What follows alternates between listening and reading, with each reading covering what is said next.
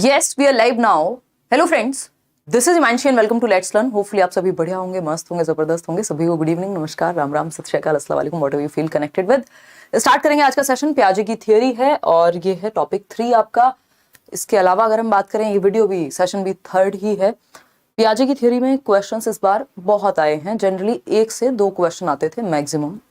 एक ही क्वेश्चन आता था, एक पियाजे से आ गया, एक वाइगॉस्की से आ गया, एक कोहलबर्ग से आ गया और 3 नंबर का क्वेश्चन आपका आ गया. कभी इन तीनों में से किसी एक से ज्यादा दे दिया तो 4 नंबर तक और एक कंस्ट्रक्टिविज्म पे, तो तीनों मिला के 5 नंबर हो जाते थे. अभी वो चीज बढ़ती हुई नजर आ रही है. पियाजे से ही मैंने कई सारे पेपर में, ये इस बार के हम जो भी ऑनलाइन एग्जाम्स हुए हैं 2023 में, अभी वेबसाइट पे सीटेट की अपलोड नहीं हुए हैं बट जल्दी ही हो जाएंगे, है ना. तो वो, हालांकि उससे आपको टेंशन नहीं है क्योंकि मैं आपके साथ ये सारे ऑनलाइन पेपर्स डिस्कस कर रही हूँ जो जनवरी और फरवरी 2023 तक खत्म हुआ है पेपर, दिसंबर से शुरू होकर के. तो इस बार एक पैटर्न हमें देखने को मिल रहा है कि कोई भरोसा नहीं है. प्याजे, अकेले प्याजे से 3-3 क्वेश्चंस हैं, 4-4 क्वेश्चंस हैं. 3 तो बहुत ही कॉमन है कि 3 क्वेश्चन प्याजे से, एक 30 नंबर के उसमें, तो 10% क्वेश्चन प्याजे से उस तरह से देखें तो. खैर देखते हैं फटाफट से. और ये 2 सेशन रहेंगे प्याजे पे क्योंकि क्वेश्चंस ज्यादा हैं अलग अलग शिफ्ट में. तो ज्यादा क्वेश्चन होने की वजह से 2 अलग सेशंस में, 2 पार्ट्स में इसको करेंगे या फिर एक बड़ा सेशन आगे से रखेंगे. सभी को गुड इवनिंग हो चुकी है. लाइक शेयर सब्सक्राइब आप कर देंगे. ये जो पीडीएफ है, पीडीएफ आपकी पेंडिंग चल रही है 2. इस वीकेंड यानी सैटरडे और संडे को मैं पीडीएफ सारी आपकी टेलीग्राम पर अपलोड करा दूंगी एक ही साथ. जो 2-3 सेशन अब तक के जितने भी हुए होंगे, तब तक 4 सेशन, है ना. तो टेलीग्राम चैनल आप इतने सब्सक्राइब करके रखिएगा, वहां आपको फ्री पीडीएफ आपकी ये मिल जाएंगी with answers and everything else. Like share subscribe आपने ना किया हो कर दीजिए, अपने दोस्तों को बता दीजिए. कल सेशन नहीं हुआ था थोड़ा ज़्यादा ही टायर्डनेस के कारण, ठीक है ना. स्टार्ट करते हैं सेशन. करियर ऐप पर सीटेट के बैच में एडमिशन्स ओपन है. बिहार 7th फेज का जो बैच है उसके बैच में अभी एडमिशन्स ओपन है. दोनों ही बैचेस अभी भी डिस्काउंट पे हैं. इसके अलावा 3rd एक बैच है जो मैं कई दिनों से भूल जाती हूँ आपको बताना. 3rd बैच है पेडागोजी स्पेशल का, यानी आपको किसी भी एग्जाम के लिए देश में सिर्फ पेडागोजी पढ़नी है अगर, तो पेडागोजी स्पेशल का बैच आता है. कभी कभी आता है बेसिकली, कभी 2 महीने में आएगा, कभी 3 महीने में आएगा, कभी 6 में भी आएगा, डिपेंड करता है, या फिर एग्जाम आएगा तब आएगा. तो पेडागोजी स्पेशल में सिर्फ पेडागोजी करते हैं बट डिटेल में होता है. ये 5 महीने कम से कम इस बैच को खत्म होने में लगते हैं. 150 तक भी क्लासेस आपकी जाती हैं, लाइव क्लासेस होंगी. तो इसमें बैच 7 है, बैच नंबर है 7. इसमें एडमिशन अब तक क्लोज हो जाने चाहिए थे. टीम शायद भूल गई है, तो मैं अभी चेक कर रही थी.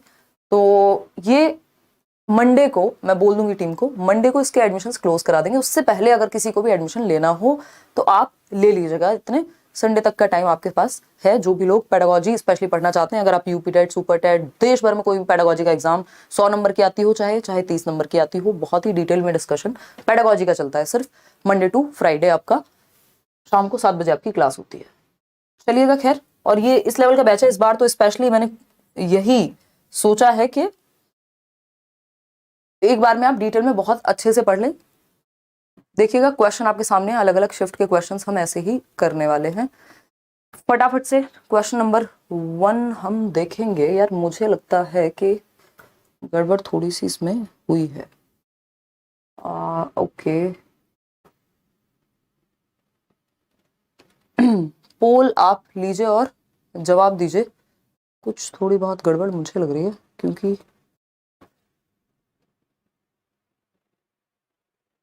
खैर कोई नहीं. एक मिनट रुकेगा, आप इतने जवाब दीजिए. इतने में 1 मिनट कुछ देख लेते हैं. पीडीएफ में कुछ तो प्रॉब्लम हुई है शायद. हाँ ठीक है, कोई दिक्कत नहीं है. ये पियाजे एंड लॉरेंस कोहलबर्ग में क्या कॉमन है, इस पे आएंगे. 8th क्वेश्चन है ये. देखिए क्वेश्चन नंबर 1 फटाफट से समझेंगे. ये कौन सी शिफ्ट का पेपर है. बहुत अच्छे अच्छे तरीके वाले क्वेश्चन हैं, कुछ एकदम ईजी क्वेश्चन हैं पियाजे से. 13 जनवरी मॉर्निंग शिफ्ट, यानी पेपर 1, पेपर 2 दोनों के ही क्वेश्चंस हैं. लगभग सभी शिफ्ट्स को शामिल करने की कोशिश रहती है. 47% लोग जवाब क्या दे रहे हैं, सी ऑप्शन.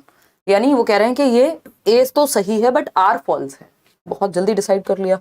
देखते हैं कथन क्या है. A major criticism of Jean Piaget's theory is the consideration that children are active beings.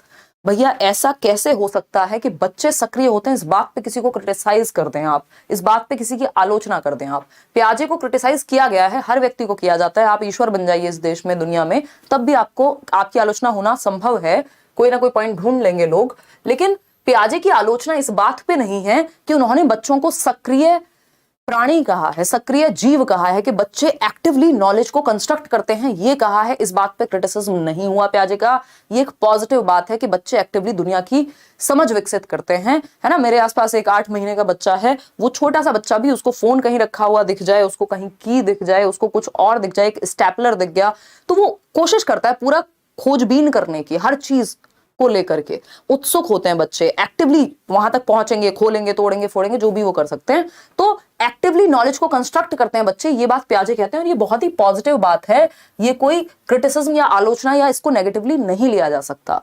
तो ये क्रिटिसिज्म प्याजे का नहीं है, ये बात सही है, लेकिन ये स्टेटमेंट फॉल्स है कि प्याजे को इस बात पर क्रिटिसाइज किया गया है। तो आपका आंसर एकदम खराब हो जाता है, ए सही नहीं है।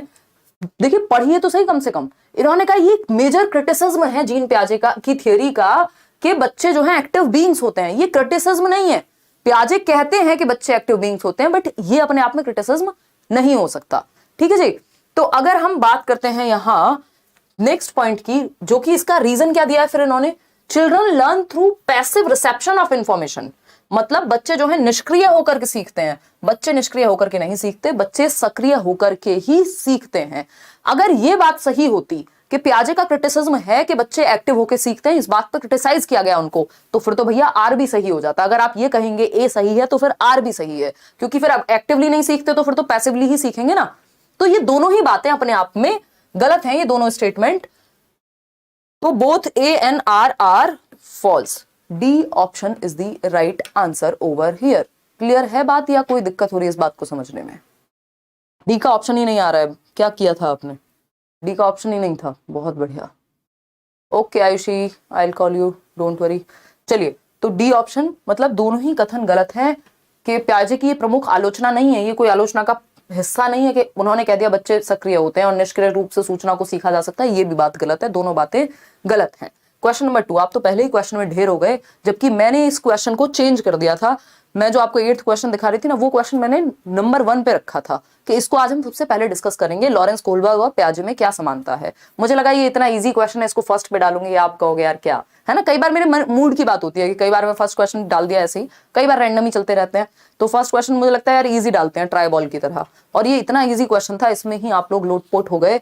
और अगर 8th डाल देते, वो भी इजी है बट फिर तो दिक्कत हो जाती। अकॉर्डिंग टू प्याजे, which of these factors plays an important role in cognitive development. प्याजे ने कुछ फैक्टर्स बताए हैं और हम वो फैक्टर्स सालों साल से डिस्कस कर रहे हैं, जब कोई डिस्कस नहीं किया करता था। कौन से 4 फैक्टर्स हैं? प्याजे की 4 स्टेजेस के अलावा 4 फैक्टर्स भी हैं जो इंपॉर्टेंट फैक्टर्स हैं या एलिमेंट्स हैं प्याजे की थियरी में। FFOE याद आ रहा है किसी को? FFOE है? नहीं, FFOE तो क्रिएटिविटी के एलिमेंट्स हैं। आपके जो ये 4 फैक्टर्स हैं, याद आ रहा है किसी को? एक शॉर्ट फॉर्म बताई हुई है इसकी, एक शॉर्ट फॉर्म बताई हुई है। अगर आपने प्याजे की थियरी यूट्यूब पे भी कराई हुई है, अगर वो नहीं देखी है तो देख लीजिए, कॉन्सेप्ट क्लियर हो जाएगा, सही उत्तर आप दे पाएंगे। ठीक है ना? नहीं, FFOE अलग है, मीका कह रहा है कोई। SPCF तो स्टेजेस हैं, मैं एलिमेंट्स या फैक्टर्स की बात कर रही हूं, यही समझना जरूरी है, क्योंकि प्याजे के नाम पे सालों साल तक लोग सिर्फ फैक्टर्स ही स्टेजेस ही बताते थे, SPCF जो हम डिस्कस करते हैं, लेकिन फैक्टर्स भी हैं 4। इस पे भी चर्चा हम कई साल से कर रहे हैं। अब तो पेपर में पूछा जाने लग गया, तो मजबूरी है, सभी करेंगे। तो फैक्टर्स जो हैं MESE, अब सही उत्तर आना शुरू हो गया, इसका मतलब आप लोग वीडियोस देख रहे हैं, पुराने वाली भी, क्योंकि अभी बैच में तो ये टॉपिक हुआ नहीं है।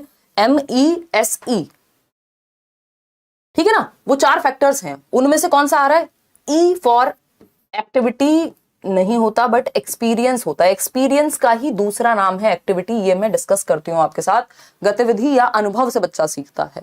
कंडीशनिंग की बात व्यवहारवादी करते हैं, और प्याजे कौन है? प्याजे एक रचनावादी हैं, संरचनावादी हैं। क्या है? कंस्ट्रक्टिविस्ट हैं, रेडिकल कंस्ट्रक्टिविस्ट हैं, जो कहते हैं कि बच्चा स्ट्रिक्टली एक्टिविटी करके सीखता है, यानी अपने ज्ञान का निर्माण सक्रिय रूप से करता है। तो कंस्ट्रक्टिविज्म ये बात नहीं मानता कि हम कंडीशनिंग करा दें, किसी की आदत डलवा दें, 2 एकम 2, 2 दूनी 4। ये है कंस्ट्रक्टिविज्म, बिहेवियरिज्म, व्यवहारवाद, जिसमें रट्टा लगवाया जा सकता है, कंडीशनिंग कराई जा सकती है आपकी, जिसमें पैवलव, स्किनर, ये सब आपसे पूछे नहीं जाते हैं। लैंग्वेज, प्याजे लैंग्वेज के बारे में क्या बात करते हैं? प्याजे क्या इन 4 एलिमेंट्स में से लैंग्वेज है? नहीं है। लेकिन ऐसा नहीं है प्याजे ने ये कह दिया लैंग्वेज की कोई महत्ता नहीं है, खत्म है लैंग्वेज, ऐसी बात नहीं हुई है, लेकिन इन 4 एलिमेंट्स में लैंग्वेज नहीं आता है। रीइंफोर्समेंट, ये अपने आप में व्यवहारवादी एक कॉन्सेप्ट है। तो उत्तर सिर्फ एक बचा आपके हाथ में, एक्टिविटी। ये 2 से 3 शिफ्ट में सेम क्वेश्चन पूछा है, थोड़ा सा लैंग्वेज में अंतर करके, ठीक है ना। गतिविधि, अब ये 4 फैक्टर्स कौन से हैं? 4 फैक्टर्स, तो ए ऑप्शन जिन्होंने दिया था उनका सही है, बाकी सब गलत हो गए यहाँ पे। लाइक शेयर आप साथ साथ करते रहेंगे। ये आपके शाम वाली क्लास हो गई, 1 मिनट रुक जाओ यार। देखिएगा, तो अगर हम बात करते हैं यहां, हमें पता होना चाहिए पियाजे ने 4 फैक्टर्स दिए हैं। ऊपर लिखते हैं पियाजे, ये मैं आपके साथ शेयर भी कर दूंगी पीडीएफ में ही लगा करके। पियाजे एक तरफ है 4 फैक्टर्स, यानी 4 तत्व, 4 फैक्टर्स। इनकी थियोरी से पहले, स्टेजेस से पहले ये बात शुरू हो जाती है। और एक तरफ है 4 स्टेजेस, यानी चरण, जो सेंसरी मोटर, प्री ऑपरेशनल, ये सब जो हम डिस्कस करते हैं, ठीक है ना। 3 और 4। SPCF आपको पता है, sensory motor, pre operational, concrete operational, मूर्त संक्रियात्मक और औपचारिक संक्रियात्मक। SPCF ये 4 स्टेजेस हैं, ठीक। इनसे पहले जो 4 फैक्टर हैं वो MESE। MESE, M फॉर क्या है? M फॉर है आपका, याद आ रहा है किसी को? नहीं, मैचुरेशन। मैचुरेशन बोले तो परिपक्वता, जो हेरिडिटी से प्रभावित होती है ना, कि बच्चा चलना कब सीखेगा? बच्चा चलना तब सीखेगा जब उसके पैरों में वो ताकत आ जाएगी, जब उसकी मांसपेशियों में वो ताकत आ जाएगी। वो कहां से आएगी? मैचुरेशन से आएगी। दांत आप जबरदस्ती तो नहीं निकाल सकते बच्चे के, वो एज के साथ निकलते हैं। बोलना एज के साथ सीखता है बच्चा। तो बहुत सारी ऐसी चीजें हैं जो मैचुरेशन की वजह से होती है। मैचुरेशन क्या है? एक परिपक्वता, एक आपकी बायोलॉजिकल प्रोसेस है, हेरिडेटरी प्रोसेस है, जो आपकी जैविकता से निर्धारित होती है ना। भाई किसी चीज को सीखने के लिए यदि बच्चे का शरीर ही मैच्योर नहीं है, अभी उसकी टांगों में वो जान ही नहीं है, वो मैच्योरिटी ही नहीं है, तो वो चलना नहीं सीख सकता, क्योंकि इस पे मैच्योरिटी पे ट्रेनिंग का बहुत ज्यादा प्रभाव नहीं पड़ता। ये ऑटोमेटेड होती है, हेरिडेटरी होती है। और ये मैच्योरेशन, परिपक्वता, यही वो परिपक्वता है जिसकी बात हम आजकल क्वेश्चंस में करने लगे हैं, KVS से लेके हर जगह, कि girls mature faster than boys. लड़कियां जो हैं लड़कों से तीव्र गति से उनमें परिपक्वता होती है, उनका जो वृद्धि और विकास का रेट है वो ज्यादा है, परिपक्वता का रेट उनका ज्यादा है। इसलिए लगभग 1.5 से 2 वर्ष का अंतर है, इसलिए प्यूबर्टी भी पहले गर्ल्स में ही आएगी।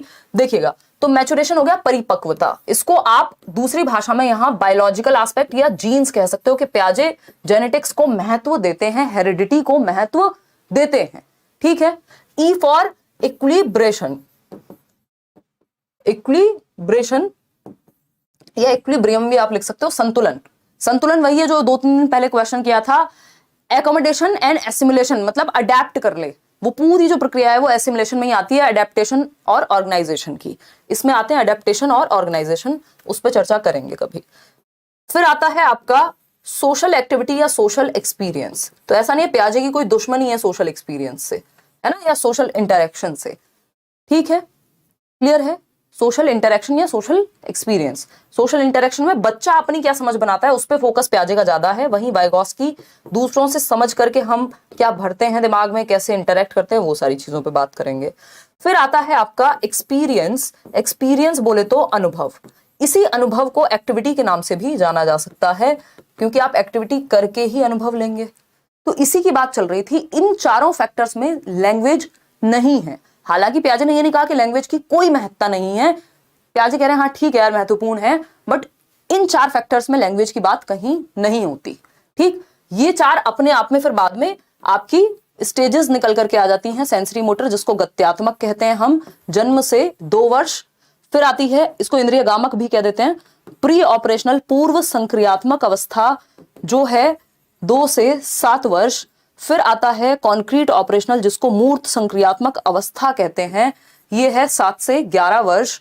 फिर हम आएंगे किस पे? फॉर्मल ऑपरेशनल, जो कि हाईएस्ट स्टेज है, औपचारिक संक्रियात्मक अवस्था, ये है 11 से 15, या फिर 11 एंड अबव भी आपको लिखा हुआ कई जगह पे मिल जाएगा, ठीक है, क्योंकि 15-16 तक जो मैक्सिमम ब्रेन का डेवलपमेंट है वो हो चुका होता है, बेसिकली एडोलेसेंस तक। इतनी बात क्लियर है या कोई दिक्कत परेशानी इस बात को समझने में हमें हो रही है? हो रही हो तो बताओ, ठीक है ना। ये बेसिक सी बातें हैं। अब इक्विलिब्रियम जो ये हम यहां पढ़ रहे हैं, इसी का, क्योंकि हम इसको कई बार देखते नहीं है उस तरह से, अब इस इक्विलिब्रियम को 2 मिनट दे करके थोड़ा सा समझ लेते हैं, फिर आगे बढ़ेंगे। बहुत अच्छे अच्छे क्वेश्चंस आपके लिए हैं। इस इक्विलिब्रेशन की प्रोसेस में, जिसको संतुलन कहते हैं, जो हमने अपने दिमाग में रिकॉर्ड किया है और जो दुनिया में हम देख रहे हैं, यदि वो दोनों संतुलन में है तब तो हम इक्विलिब्रेशन की प्रोसेस में होते हैं, नहीं तो हम क्या हो जाते हैं, कंफ्यूज हो जाते हैं, डिसइक्विलिब्रियम में आ जाते हैं। तो इस इक्विलिब्रेशन में दो चीजें आती हैं। एक है आपका अडेप्टेशन, कि आप दुनिया में अडेप्ट कैसे करेंगे, अडेप्टेशन यानी अनुकूलन कहते हैं इसको हिंदी में, ठीक। और दूसरी तरफ है ऑर्गेनाइजेशन, कि कैसे आपका ब्रेन इंफॉर्मेशन को ऑर्गेनाइज करेगा, आपके स्कीमा को अपडेटेड रखेगा। स्कीमा क्या है? Mental representation of your world, आपके दिमाग में मानसिक चित्रण जो है दुनिया का, आपकी जो भी प्रीवियस नॉलेज है, पूर्व समझ है, पूर्व ज्ञान है, वो सब दिमाग में जो स्टोर्ड होगा जिस तरह से, उसी को हम स्कीमा कह रहे हैं। आप मुझे पहचान पा रहे हैं क्योंकि आपके स्कीमा में कहीं ना कहीं हिमांशु सिंह का कोई तो एक कॉन्सेप्ट एडेड है, ठीक है ना बात। आप ये पढ़ पा रहे हैं क्योंकि आपके स्कीमा में, स्कीमा किसके बारे में हो सकता है? ये एक व्यक्ति के बारे में हो सकता है, किसी इवेंट के बारे में हो सकता है, किसी अनुभव के बारे में हो सकता है, जगह के बारे में हो सकता है। तो अडेप्टेशन में दो और चीजें आती हैं। अडेप्टेशन में आता है आपका एसिमिलेशन एंड एकोमोडेशन, यानी आत्मसात करना, यानी कुछ ऐड करना, कुछ समाहित करना, और एकोमोडेट करना या एकोमोडेशन जिसको हम समायोजन कहते हैं, ये है जिसमें आप परिवर्तन, मॉडिफिकेशन, चेंजेस लाते हैं, ठीक है ना। इसको एडजस्ट करना कह सकते हो आप, कि आप अपने स्कीमा में कुछ चेंज कर रहे हो, पहले कुछ और सोचा हुआ था, अब कुछ और मॉडिफाई कर रहे हो आप, ठीक है ना। ये थोड़ा सा लैंग्वेज पे भी डिपेंड करता है कि लैंग्वेज में कैसे घुमा करके पूछा है। शॉर्टकट इसके यही है, जब कुछ ऐड करने की बात होगी तो एसिमिलेशन, एकोमोडेशन या समायोजन हम कहते हैं जब कुछ एडजस्ट करने की बात होगी, ठीक। ये इन दोनों तरह से आप अडेप्ट करते हो और आपका स्कीमा अपडेट होता है ना। अडेप्टेशन की प्रोसेस के थ्रू आपका स्कीमा क्या होता है? अपडेट होता है, और साथ में आप ऑर्गेनाइज भी करते हो। ऑर्गेनाइज क्या है? जो भी आपने जाना, एसिमुलेट किया, एकोमोडेट किया, उसको अलग अलग कैटेगरी में डालते हो कि अच्छा ये कॉन्सेप्ट्स हैं जो मेरे समाज के बारे में है, ये इसके बारे में है, ये उसके बारे में। इससे आपका जो स्कीमा है वो ऑर्गेनाइज्ड भी रहता है, क्योंकि अडेप्ट करने के साथ साथ ऑर्गेनाइजेशन भी जरूरी है कि कब किस बात को कहां बताना है ना। जब वाइगॉस्की की बात आएगी तो मैं आपको वाइगॉस्की के बारे में बात करूंगी। अभी हम पियाजे के बारे में बात कर रहे हैं, कैसे मैं इक्विलिब्रेशन से यहां अडेप्टेशन पे आ गई, है ना। और इसी अडेप्टेशन की प्रोसेस में आपको पता है इक्विलिब्रेशन और डिसइक्विलिब्रियम भी होता है। अगर एसिमुलेट जो किया मैंने दिमाग में, पेन को पेन पढ़ा और पेन कहा, तो इक्विलिब्रियम में हूं मैं, संतुलन में हूं, है ना। एसिमुलेशन और एकोमोडेशन से हम बैलेंस में आते हैं। और अगर मैंने पेन को, मान लीजिए किसी और चीज को पेन कह दिया, है ना, मैंने इस चीज को पेन कह दिया, अब ये पेन नहीं है, किसी ने कहा बेटा ये पेन नहीं है, तो मुझे मॉडिफाई करना पड़ेगा, एकोमोडेट करना पड़ेगा, और एक नया स्कीमा बनाऊंगी या मैं अपडेट कर लूंगी अपने पुराने स्कीमा को। तो उससे पहले लेकिन डिसइक्विलिब्रियम होगा। जब मैंने एरोप्लेन को बर्ड कह दिया, जब मैंने चिड़िया कह दिया, पक्षी कह दिया, एक उड़ते हुए हवाई जहाज को या हेलीकॉप्टर को, तो कोई मुझे कहेगा बेटा, क्योंकि मैंने अपने दिमाग में वही एसिमुलेट किया हुआ था, आत्मसात किया हुआ था। लेकिन जब ऐसा नहीं हुआ, किसी ने कहा बेटा ये बर्ड नहीं है, ये तो एरोप्लेन है, ये तो हेलीकॉप्टर है, तो मेरे ब्रेन में डिसइक्विलिब्रियम हो गया। जब तक मैं उसे पक्षी कह रही थी, मेरे ब्रेन में इक्विलिब्रेशन था, क्योंकि मुझे वही पता था। तो तभी तो होता है, अगर हमसे कोई हमारे पसंद की बात ना कहे, जैसे हम दुनिया को देखते हैं वैसी बात ना कहे, तो तुरंत डिसइक्विलिब्रियम हो जाएगा। क्यों? क्योंकि जो दिमाग में है और जो दुनिया में है बाहर, वो दोनों बैलेंस में नहीं है, ठीक। तो बैलेंस में लाने के लिए हम एसिमुलेशन और एकोमोडेशन का इस्तेमाल करते हैं, और फिर हम अडेप्ट करते हैं एनवायरमेंट में। खैर, बहुत ज्ञान हो गया। धीरे धीरे जैसे जैसे आप क्वेश्चंस करेंगे तो ये चीज भी आपकी क्लियर होती जाएगी। तो लैंग्वेज इसका पार्ट नहीं है इन 4 फैक्टर्स का। इन फैक्टर्स में एक्टिविटी या अनुभव या एक्सपीरियंस आता है, MESE, ठीक है। ये 2 फरवरी पेपर 2 का क्वेश्चन है। अब आता है क्वेश्चन नंबर 3। ये पूछा गया है अगेन 2 फरवरी 2023 को, ऑनलाइन एग्जाम जब आपका सीटेट का हुआ, पेपर 2 में ही। पेपर 1 पेपर 2 के क्वेश्चंस अलग नहीं है, सिलेबस अलग नहीं है, तो ये मत सोचिएगा पेपर 1 की अलग से तैयारी होगी CDP की और पेपर 2 की अलग से। सब पढ़ लीजिए साथ में। अगर सिर्फ इतना ही कर लेते हैं, इन सारी शिफ्ट्स को लगा लेते हैं, तो बस हो गया काम, कुछ और नहीं करना फिर। विच of the following is a correctly matched pair, यानी कौन सा एक पेयर है, युग्म है, जोड़ा है, जिसका मिलान सही हुआ है, बताइएगा एक बार पहले। नहीं, वीडियो यहां से नहीं रुक रही है, आपके एंड पे इंटरनेट में कुछ समस्या हो सकती है। रुक रही है क्या वीडियो? हिंदी में पढ़ाइए, लिख देंगे हिंदी में भी साथ साथ, डोंट वरी।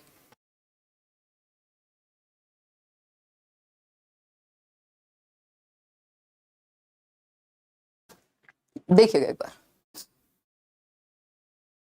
यार, एक्सपीरियंस पहले आएगा, वो उससे फर्क नहीं पड़ता, इसमें कोई सीक्वेंसिंग की जरूरत होती नहीं है। आपसे कभी भी क्वेश्चन पूछेगा तो ये चारों आपके दिमाग में होने चाहिए कि कौन सा फैक्टर में है, कौन सा नहीं है। ऑफ कोर्स आप अनुभव करते हैं तभी चीजें होती हैं। देखिएगा, डी ऑप्शन कह रहे हैं 62% लोग। देखते हैं पहला ऑप्शन है sensory motor period. Sensory motor period में application of logic to concrete problems. Sensory motor या संवेदी गामक या इंद्रिय गामक होता है जन्म से 2 वर्ष। जन्म से 2 वर्ष का बच्चा, ये कह रहे हैं कि लॉजिक आ गया बच्चे में, तर्क आ गया, सारी दुनिया को समझ गया, बस अब तो प्राइम मिनिस्टर बनना ही बाकी है। तो क्या ऐसा होता है जन्म से 2 वर्ष के बच्चे में मूर्त समस्याओं पर तर्क आ जाएगा, है ना, तर्क आ जाएगा, लॉजिक आ जाएगा, जो चीजें वो देख सकता है, जिनको टच फील कर सकता है। मूर्त उसी को कहते हैं ना, कॉन्क्रीट, जिसको टच और फील किया जा सके। भैया जिन चीजों को वो टच और फील करता है उसका लॉजिक छोड़ो, अभी तो उसे ये भी नहीं पता कि जिस चीज को मैं टच करने जा रहा हूं वो गर्म होगी, ठंडी होगी, करंट लगेगा, क्या होगा। जन्म से 2 वर्ष में अभी तो वो अपने सेंसेस के थ्रू एक्सप्लोर करने की कोशिश कर रहा है, अपनी बॉडी और अपने सेंसेस के थ्रू। तो यहाँ कोई लॉजिक वॉजिक नहीं आता, ये हवाई बातें हैं। तो ये तो हो गया गलत। बी ऑप्शन है प्री ऑपरेशनल स्टेज, 2 से 7 वर्ष पूर्व संक्रियात्मक अवस्था।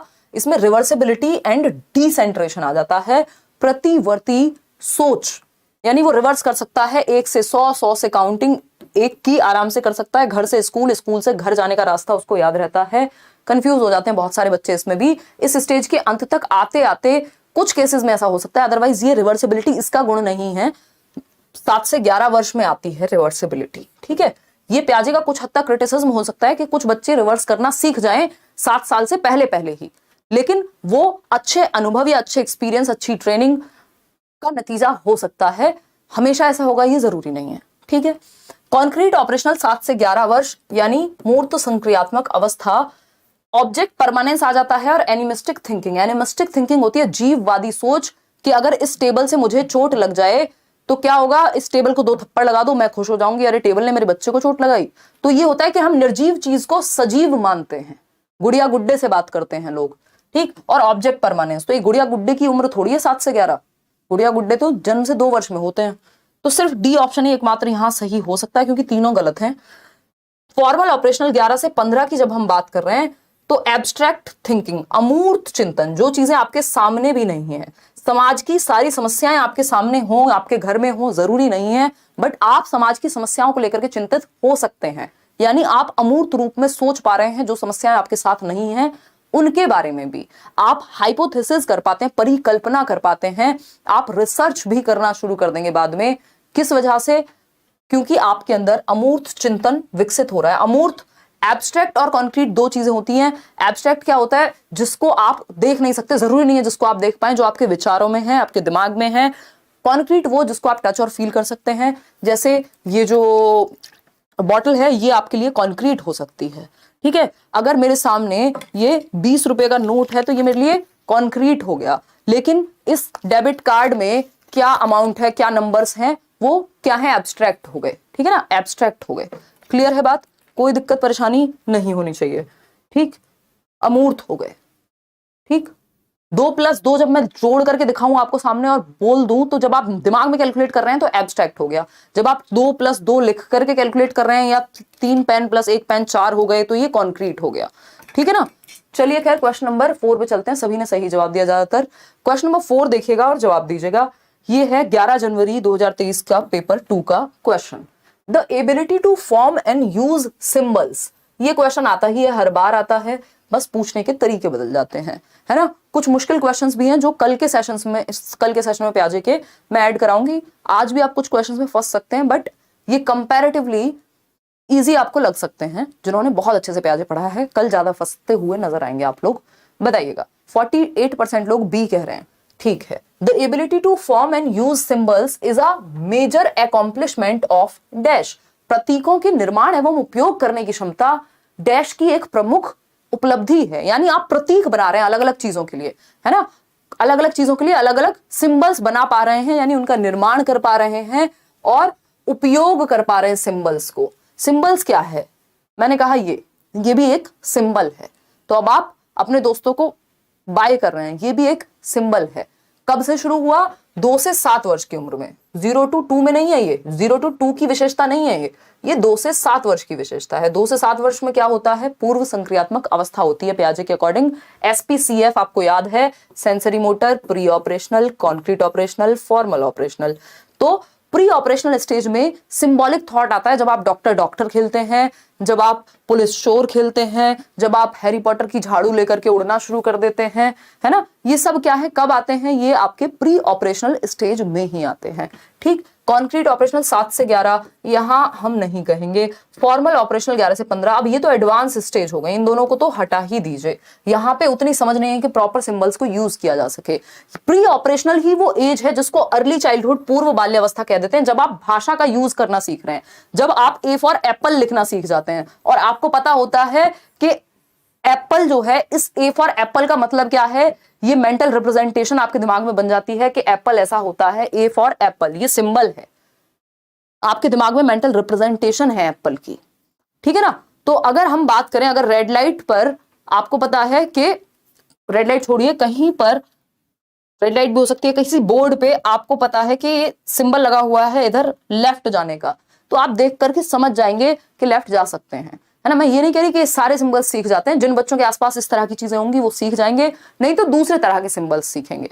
ठीक है ना। तो सिंबॉलिक एज जो है, ये सिंबॉलिक एज आपकी 2 से 7 वर्ष है या 2 से 6 वर्ष है, जिसको हम अर्ली चाइल्डहुड कहते हैं। ये वही एज है जिसको हम टॉय एज भी कह रहे हैं, जिसको हम गेम स्टेज भी कह रहे हैं। खूब बच्चा खेलता है ना, ग्रुप्स में नहीं खेलता है। यहां पर बेसिकली ग्रुपिंग उतना बड़ा मुद्दा नहीं है, गैंग एज नहीं है, क्योंकि ये जाएगा भी, मान लो बच्चा कहीं प्ले वे में चला गया इस उम्र में, कहीं हॉस्पिटल चले गए, आप मंदिर चले गए, कहीं और चले गए घूमने, 2 बच्चे मिले, उनके साथ खेल लिए और निकल लिए, कोई ऐसा नहीं है, बहुत ज्यादा टेम्परेरी फ्रेंडशिप्स की एज है, हमेशा की दोस्ती नहीं बन जाती है इस उम्र में। ठीक है ना। और फर्क भी नहीं पड़ता, जेंडर का भी फर्क नहीं पड़ता, 2 बच्चे मिले, 3 बच्चे मिले, आपको खेले 4 मिनट, कोई फर्क नहीं पड़ रहा कि वो ऑपोजिट जेंडर है, मेल है, फीमेल है। बेसिकली मिक्स्ड ग्रुपिंग होती है, कोई होमोजीनियस ग्रुपिंग या फिर जिसको हम कह सकते हैं कि होमोसेक्सुअल ग्रुपिंग नहीं होती कि बिल्कुल सेम सेक्स के ही दोस्त खेलेंगे, इसके बाद वो चीज डिफरेंट हो जाती है। ठीक, आगे बढ़ेंगे, समझते हैं कहानी है क्या। यार कुछ तो गड़बड़ हुई है मेरे ख्याल में, मैंने इसमें आपकी ना पिक्चर्स भी ऐड की थी कुछ, कोई तो पीडीएफ में कुछ तो ड्रामा हुआ है सेव करते समय। चलो कोई नहीं, अभी तो आप इसी से काम चलाओ, मैंने आपको बता दिया। तो ये वही स्टेज है जिसमें सिंबॉलिक एज, सिंबल्स क्या है, हैरी पॉटर की झाड़ू याद कीजिए, देखा है ना हैरी पॉटर कभी, तो वो झाड़ू क्या है, वो सिंबॉलिक है। वो जो शकलक बुम बुम का बच्चा आता था ना बचपन में, वो समोसे बनाता था, सिंबॉलिक रूप में समोसे उसके सामने आ जाते थे, है ना। और जो डोरेमोन की टाइम मशीन है, ठीक है ना। तो सिंबॉलिक बहुत सारी चीजें यहाँ पे होती हैं, सिंबल्स के थ्रू हम सीखते हैं, चाहे वो लैंग्वेज हो, चाहे वो हमारे खेल में हो। डॉक्टर खेल रहे हैं तो एक बच्चा है जिसने कान में वो लगाया हुआ है और वो चेक कर रहा है ना। एक सेट किसी बच्चे को मिला होगा डॉक्टर सेट, बड़ा हम प्रिविलेज महसूस करते थे जब वो सेट मिलता था। तो मुझे मेरी सिस्टर ने गिफ्ट किया था जब मैं गाँव में रहती थी, और मुझे वो बहुत मजे आए थे उस सेट से, क्योंकि वो बड़ा एडवांस सेट था, उसमें वो आवाज भी आती थी सुनने को जो डॉक्टर नहीं लगाते कान में, तो क्या बोलते हैं उसको, कुछ तो बोलते हैं। तो ये सब क्या है, सिंबल्स हैं कि एक डॉक्टर बना हुआ है, एक मरीज बना हुआ है बच्चा, है ना। अच्छा मैं तुमको अभी ठीक कर दूंगी। बच्चे छोटे छोटे बर्तन लेके खेलते हैं, है ना, किचन सेट वगैरह भी इस उम्र में हम यूज करते हैं। तो ये 2 से 7 वर्ष की उम्र है। आगे बढ़ेंगे, वो मैंने डॉक्टर सेट वगैरह की फोटो यहाँ पे मेंशन किए थे, बट पीडीएफ में कहीं इधर उधर हो गए, कोई बात नहीं। देखिएगा question number 5, in Piaget's theory what process describes an infant's action when she changes the way she holds her hand as she reaches for round objects as opposed to square ones? जवाब दीजिएगा फटाफट से। Stethoscope, right, वो आवाजें आती हैं उसमें, तो वो भी सिंबॉलिक है एक टाइम पे कि आप सिंबॉलिकली प्ले कर रहे हैं। प्लेज है ना, ये प्लेज भी है, इसको कह ही रहे हैं आपके वो एरिक एरिक्सन। हाँ, स्टेथोस्कोप ही, बिल्कुल सही समझ रहे हैं आप, तो बहुत पढ़े लिखे लोग हैं यार। देखिएगा एक बार question number 5, in Piaget's theory what process describes an infant's action. देखिए पहले तो यहाँ लिखा हुआ है, कई बार आपको क्वेश्चन में ही हिंट मिल जाएगा कि किस उम्र की बात हो रही है। अगर उम्र पूछ ले तो आप कई बार वहां से भी समझ सकते हैं, हालांकि क्वेश्चन कुछ और पूछा है यहाँ। पियाजे की थियरी में या पियाजे के सिद्धांत के अनुसार कौन सी प्रक्रिया है जो एक शिशु की क्रिया का वर्णन करती है? Infant action. इन्फेंट कब तक होगा? जन्म से 2 वर्ष के बीच में ही होगा इन्फेंट, ठीक है ना। अब क्या हो रहा है, बच्चा जो है she holds her hand as she reaches for round objects. मतलब अब बच्चे को पता लग गया, जब वो गोल ऑब्जेक्ट्स को पकड़ती है तो एक तरह से हाथ की प्रतिक्रिया होती है उसकी, और जब वो स्क्वायर शेप के प्रोडक्ट्स को पकड़ती है तो वो एक तरह से होल्ड करना सीख गई है। यानी राउंड ऑब्जेक्ट्स को और स्क्वायर शेप के रेक्टेंगुलर ऑब्जेक्ट्स को पकड़ने का तरीका, वो अपने हाथ को अडेप्ट करना सीख लिया है उसने, क्योंकि पहले वो ज्यादातर गोल चीजें पकड़ती थी, अब वो स्क्वायर शेप की चीजें भी पकड़ पा रही है। दैट मींस एकोमोडेट किया है, एडजस्ट किया है। अभी बताया था ना थोड़ी देर पहले, जब आप अपने पुराने तरीके को एडजस्ट करते हैं, जब आप पुराने तरीके को मॉडिफाई करते हैं, तो ये सब किस में आता है? ये आता है एकोमोडेशन में। जब आप कुछ ऐड कर रहे हैं सिंपली, तो वो आता है जब उसने गोल वाला पकड़ रही होगी बार बार, और गोल पकड़ना उसको आता है कोई राउंड ऑब्जेक्ट, तो वो एसिमुलेशन का उदाहरण था। अब उसने गोल से क्या सीखा है? स्क्वायर शेप को पकड़ना, यानी उसने अडेप्ट किया है, एडजस्ट किया है, एकोमोडेट किया है, समायोजन किया है। जब पुराने में कुछ परिवर्तन, मॉडिफिकेशन, एडजस्टमेंट होती है, तब वो एकोमोडेशन कहलाता है। कंडीशनिंग का प्याजे से दूर दूर का नाता नहीं है।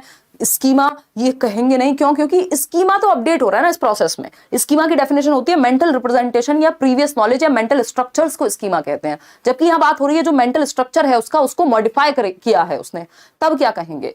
तो ये आपका 11 जनवरी को इवनिंग शिफ्ट में पूछा था। इंटर सब्जेक्टिविटी होती है बेसिकली, बच्चा आपके जीवन में आके आप पे प्रभाव डालता है, आपके अनुभव परिवर्तित होते हैं और आपके अनुभव से बच्चा सीखता है। ये इंटर सब्जेक्टिविटी है कि दो या दो से अधिक लोग मिलकर के, या बेसिकली हम लोग इंसान अपने 5 सेंसेस से दुनिया की एक समझ बनाते हैं, एक रियलिटी क्रिएट करते हैं। कैसे? आपको बचपन के दोस्त याद हैं, क्योंकि वो जो बचपन है वो कहीं एग्जिस्ट नहीं करता अभी, लेकिन आपके दिमाग में करता है एग्जिस्ट, उन लोगों के जिन्होंने वो जिया है। तो हम अपने जो शेयर्ड एक्सपीरियंसेस हैं उसमें जो एक रियलिटी क्रिएट कर रहे हैं, उसको इंटर सब्जेक्टिविटी कहते हैं। इसी की वजह से हमारे जो इमोशंस हैं या हमारी जो मेमोरीज हैं, वॉर्मथ है, लव है, केयर है, ये चीज कनेक्टेड रहती है कि हमें बचपन याद रहता है। हमें अपने माँ बाप को बच्चा बदलता है और बच्चे को माँ बाप बदलते हैं, जब दोनों ही साथ में होते हैं, वो इंटर सब्जेक्टिविटी है। खैर, इस पर चर्चा नहीं करेंगे, जनरली पूछा नहीं जाएगा, बट अब ऑप्शन में दे दिया तो इनका कोई भरोसा तो है नहीं। ठीक, तो यहाँ पे एकोमोडेशन यानी A option was the right answer. Assimilation होता तब भी यही होता, क्योंकि एक बात ध्यान रखनी है ना यहाँ हमें, कि बच्चे ने अपने होल्ड मतलब हैंड को होल्ड करना सीखा है। राउंड ऑब्जेक्ट्स पहले आते थे उसको पकड़ने, अब स्क्वायर वंस के लिए चेंज किया है। तो चेंज किया है, मॉडिफाई किया, दैट मींस एकोमोडेट किया होगा। क्वेश्चन नंबर 6 देखिए और पोल में जवाब दीजिए फटाफट से। हाँ, ये सुनीता किसको क्या कह रहे हो भाई? है ना? हाँ, कोई कह रहा है प्याजी की बुक है लैंग्वेज एंड थॉट्स। फर्क नहीं पड़ेगा अभी आपको, क्योंकि बुक तो उनकी कई सारी किताबें हैं। 13 साल में जो व्यक्ति पेपर पब्लिश कर रहा हो, पीएचडी की ओर जा रहा हो, तो काम तो उनके बहुत सारे हैं, बट आपसे सीटेट में कभी नहीं पूछा जाएगा कौन सी किताब किसकी है ना?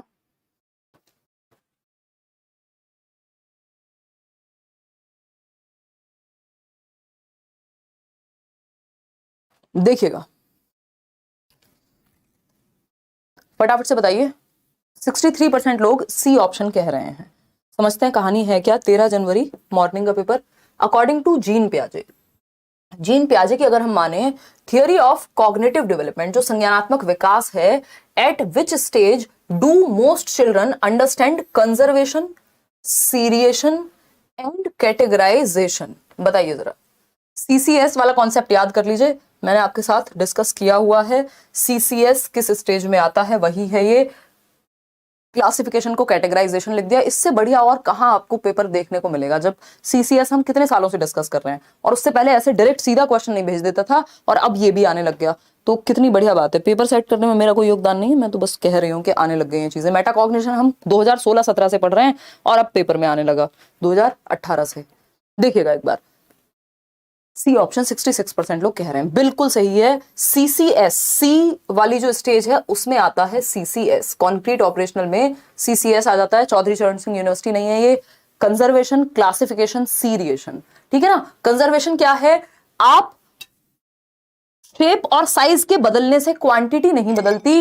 ये 200 ml पानी में इस मग में डालूं, इस बॉटल में डालूं, 200 ml ही रहेगा। इसकी शेप अलग है, इसका कलर अलग है, इसका साइज अलग है, दैट डजंट मीन कि इसका क्वांटिटी बदल जाएगी इन दोनों की अलग शेप और साइज होने पे। ये है कंजर्वेशन, कि कुछ चीजें सेम रहती हैं, वॉल्यूम सेम रहता है शेप और साइज के बदलने से। अगर आप शेप बदल रहे हैं तो शेप चेंज कर दिया आपने, साइज चेंज कर दिया, बॉटल की जगह आपने मग में डाल दिया, लेकिन क्या वॉल्यूम चेंज हो जाएगा? क्या अमाउंट चेंज हो जाएगी? जी नहीं, वॉल्यूम सेम ही रहेगा। जब बच्चा ये बात समझने लग जाए उसी को कंजर्वेशन कहते हैं। संरक्षण का गुण आ गया, मतलब कब आता है ये? मूर्त संक्रियात्मक अवस्था 7 से 11 वर्ष की उम्र में। तो कंजर्वेशन समझ आ गया। फिर आता है क्लासिफिकेशन, यानी वर्गीकरण, जिसको कैटेगराइजेशन भी कह सकते हैं, इसको ये ऑर्गेनाइजेशन भी लिख सकते थे। वर्गीकरण क्या है? मैं ब्लैक कलर के ऑब्जेक्ट्स को एक तरफ रखूं, मैं व्हाइट कलर के ऑब्जेक्ट्स को एक तरफ रखूं, मैं स्क्वायर शेप के ऑब्जेक्ट्स को एक तरफ रखूं, यानी जो एक जैसी कैटेगरी की चीजें हैं उनको एक कैटेगरी में रखना, वो क्लासिफिकेशन या कैटेगराइजेशन या वर्गीकरण कहलाएगा। सीरिएशन होता है छोटे से बड़े की सीरीज में लगाना, बड़े से छोटे की सीरीज में लगाना। ये भी गुण किसका है? कॉन्क्रीट ऑपरेशनल का ही है एक्चुअल में देखा जाए तो क्लियर बात, सीसीएस सी से ही जुड़ा हुआ है। कॉन्क्रीट ऑपरेशनल में ये तीनों गुण आते हैं और इसी में रिवर्सिबिलिटी भी आ जाती है, क्योंकि कंजर्वेशन अगर आ गया तो ऑफ कोर्स रिवर्सिबिलिटी भी आ जाएगी। क्वेश्चन नंबर देखिए 7 क्या कहता है? रीमा के बारे में पूछा है। रीमा क्या कह रही है? फटाफट से पोल में जवाब दीजिए 10 सेकंड के अंदर, फिर हम आगे बढ़ेंगे, है ना। थोड़ा सा हम लेट हो रहे हैं आज, बट मोटिवेशन को अपनी बना के रखना है और पेशेंस के साथ पढ़ना है। समय है अभी भी, अगर आप सीटेट की तैयारी शुरू कर रहे हैं, आप आराम से पेपर को निकाल सकते हैं बेझिझक हो करके, ठीक है। ये कई लोगों को अभी भी डाउट है, वो लोग पूछते रहते हैं, तो बिल्कुल आप निकाल सकते हैं। 11,300 के करीब लोग देख रहे हैं, 7,700 लोगों ने लाइक किया है। ये बिल्कुल अनफेयर है, लाइक शेयर बराबर करना होता है। ये फोन मैंने क्यों उठाया था मैं भूल गई हूँ, बस आप लोगों की चैट देखने के लिए ही उठाया था शायद। चलिएगा, खैर 35 मिनट हो गए हमको, हम अभी 7वें सवाल पे ही पहुंचे हैं।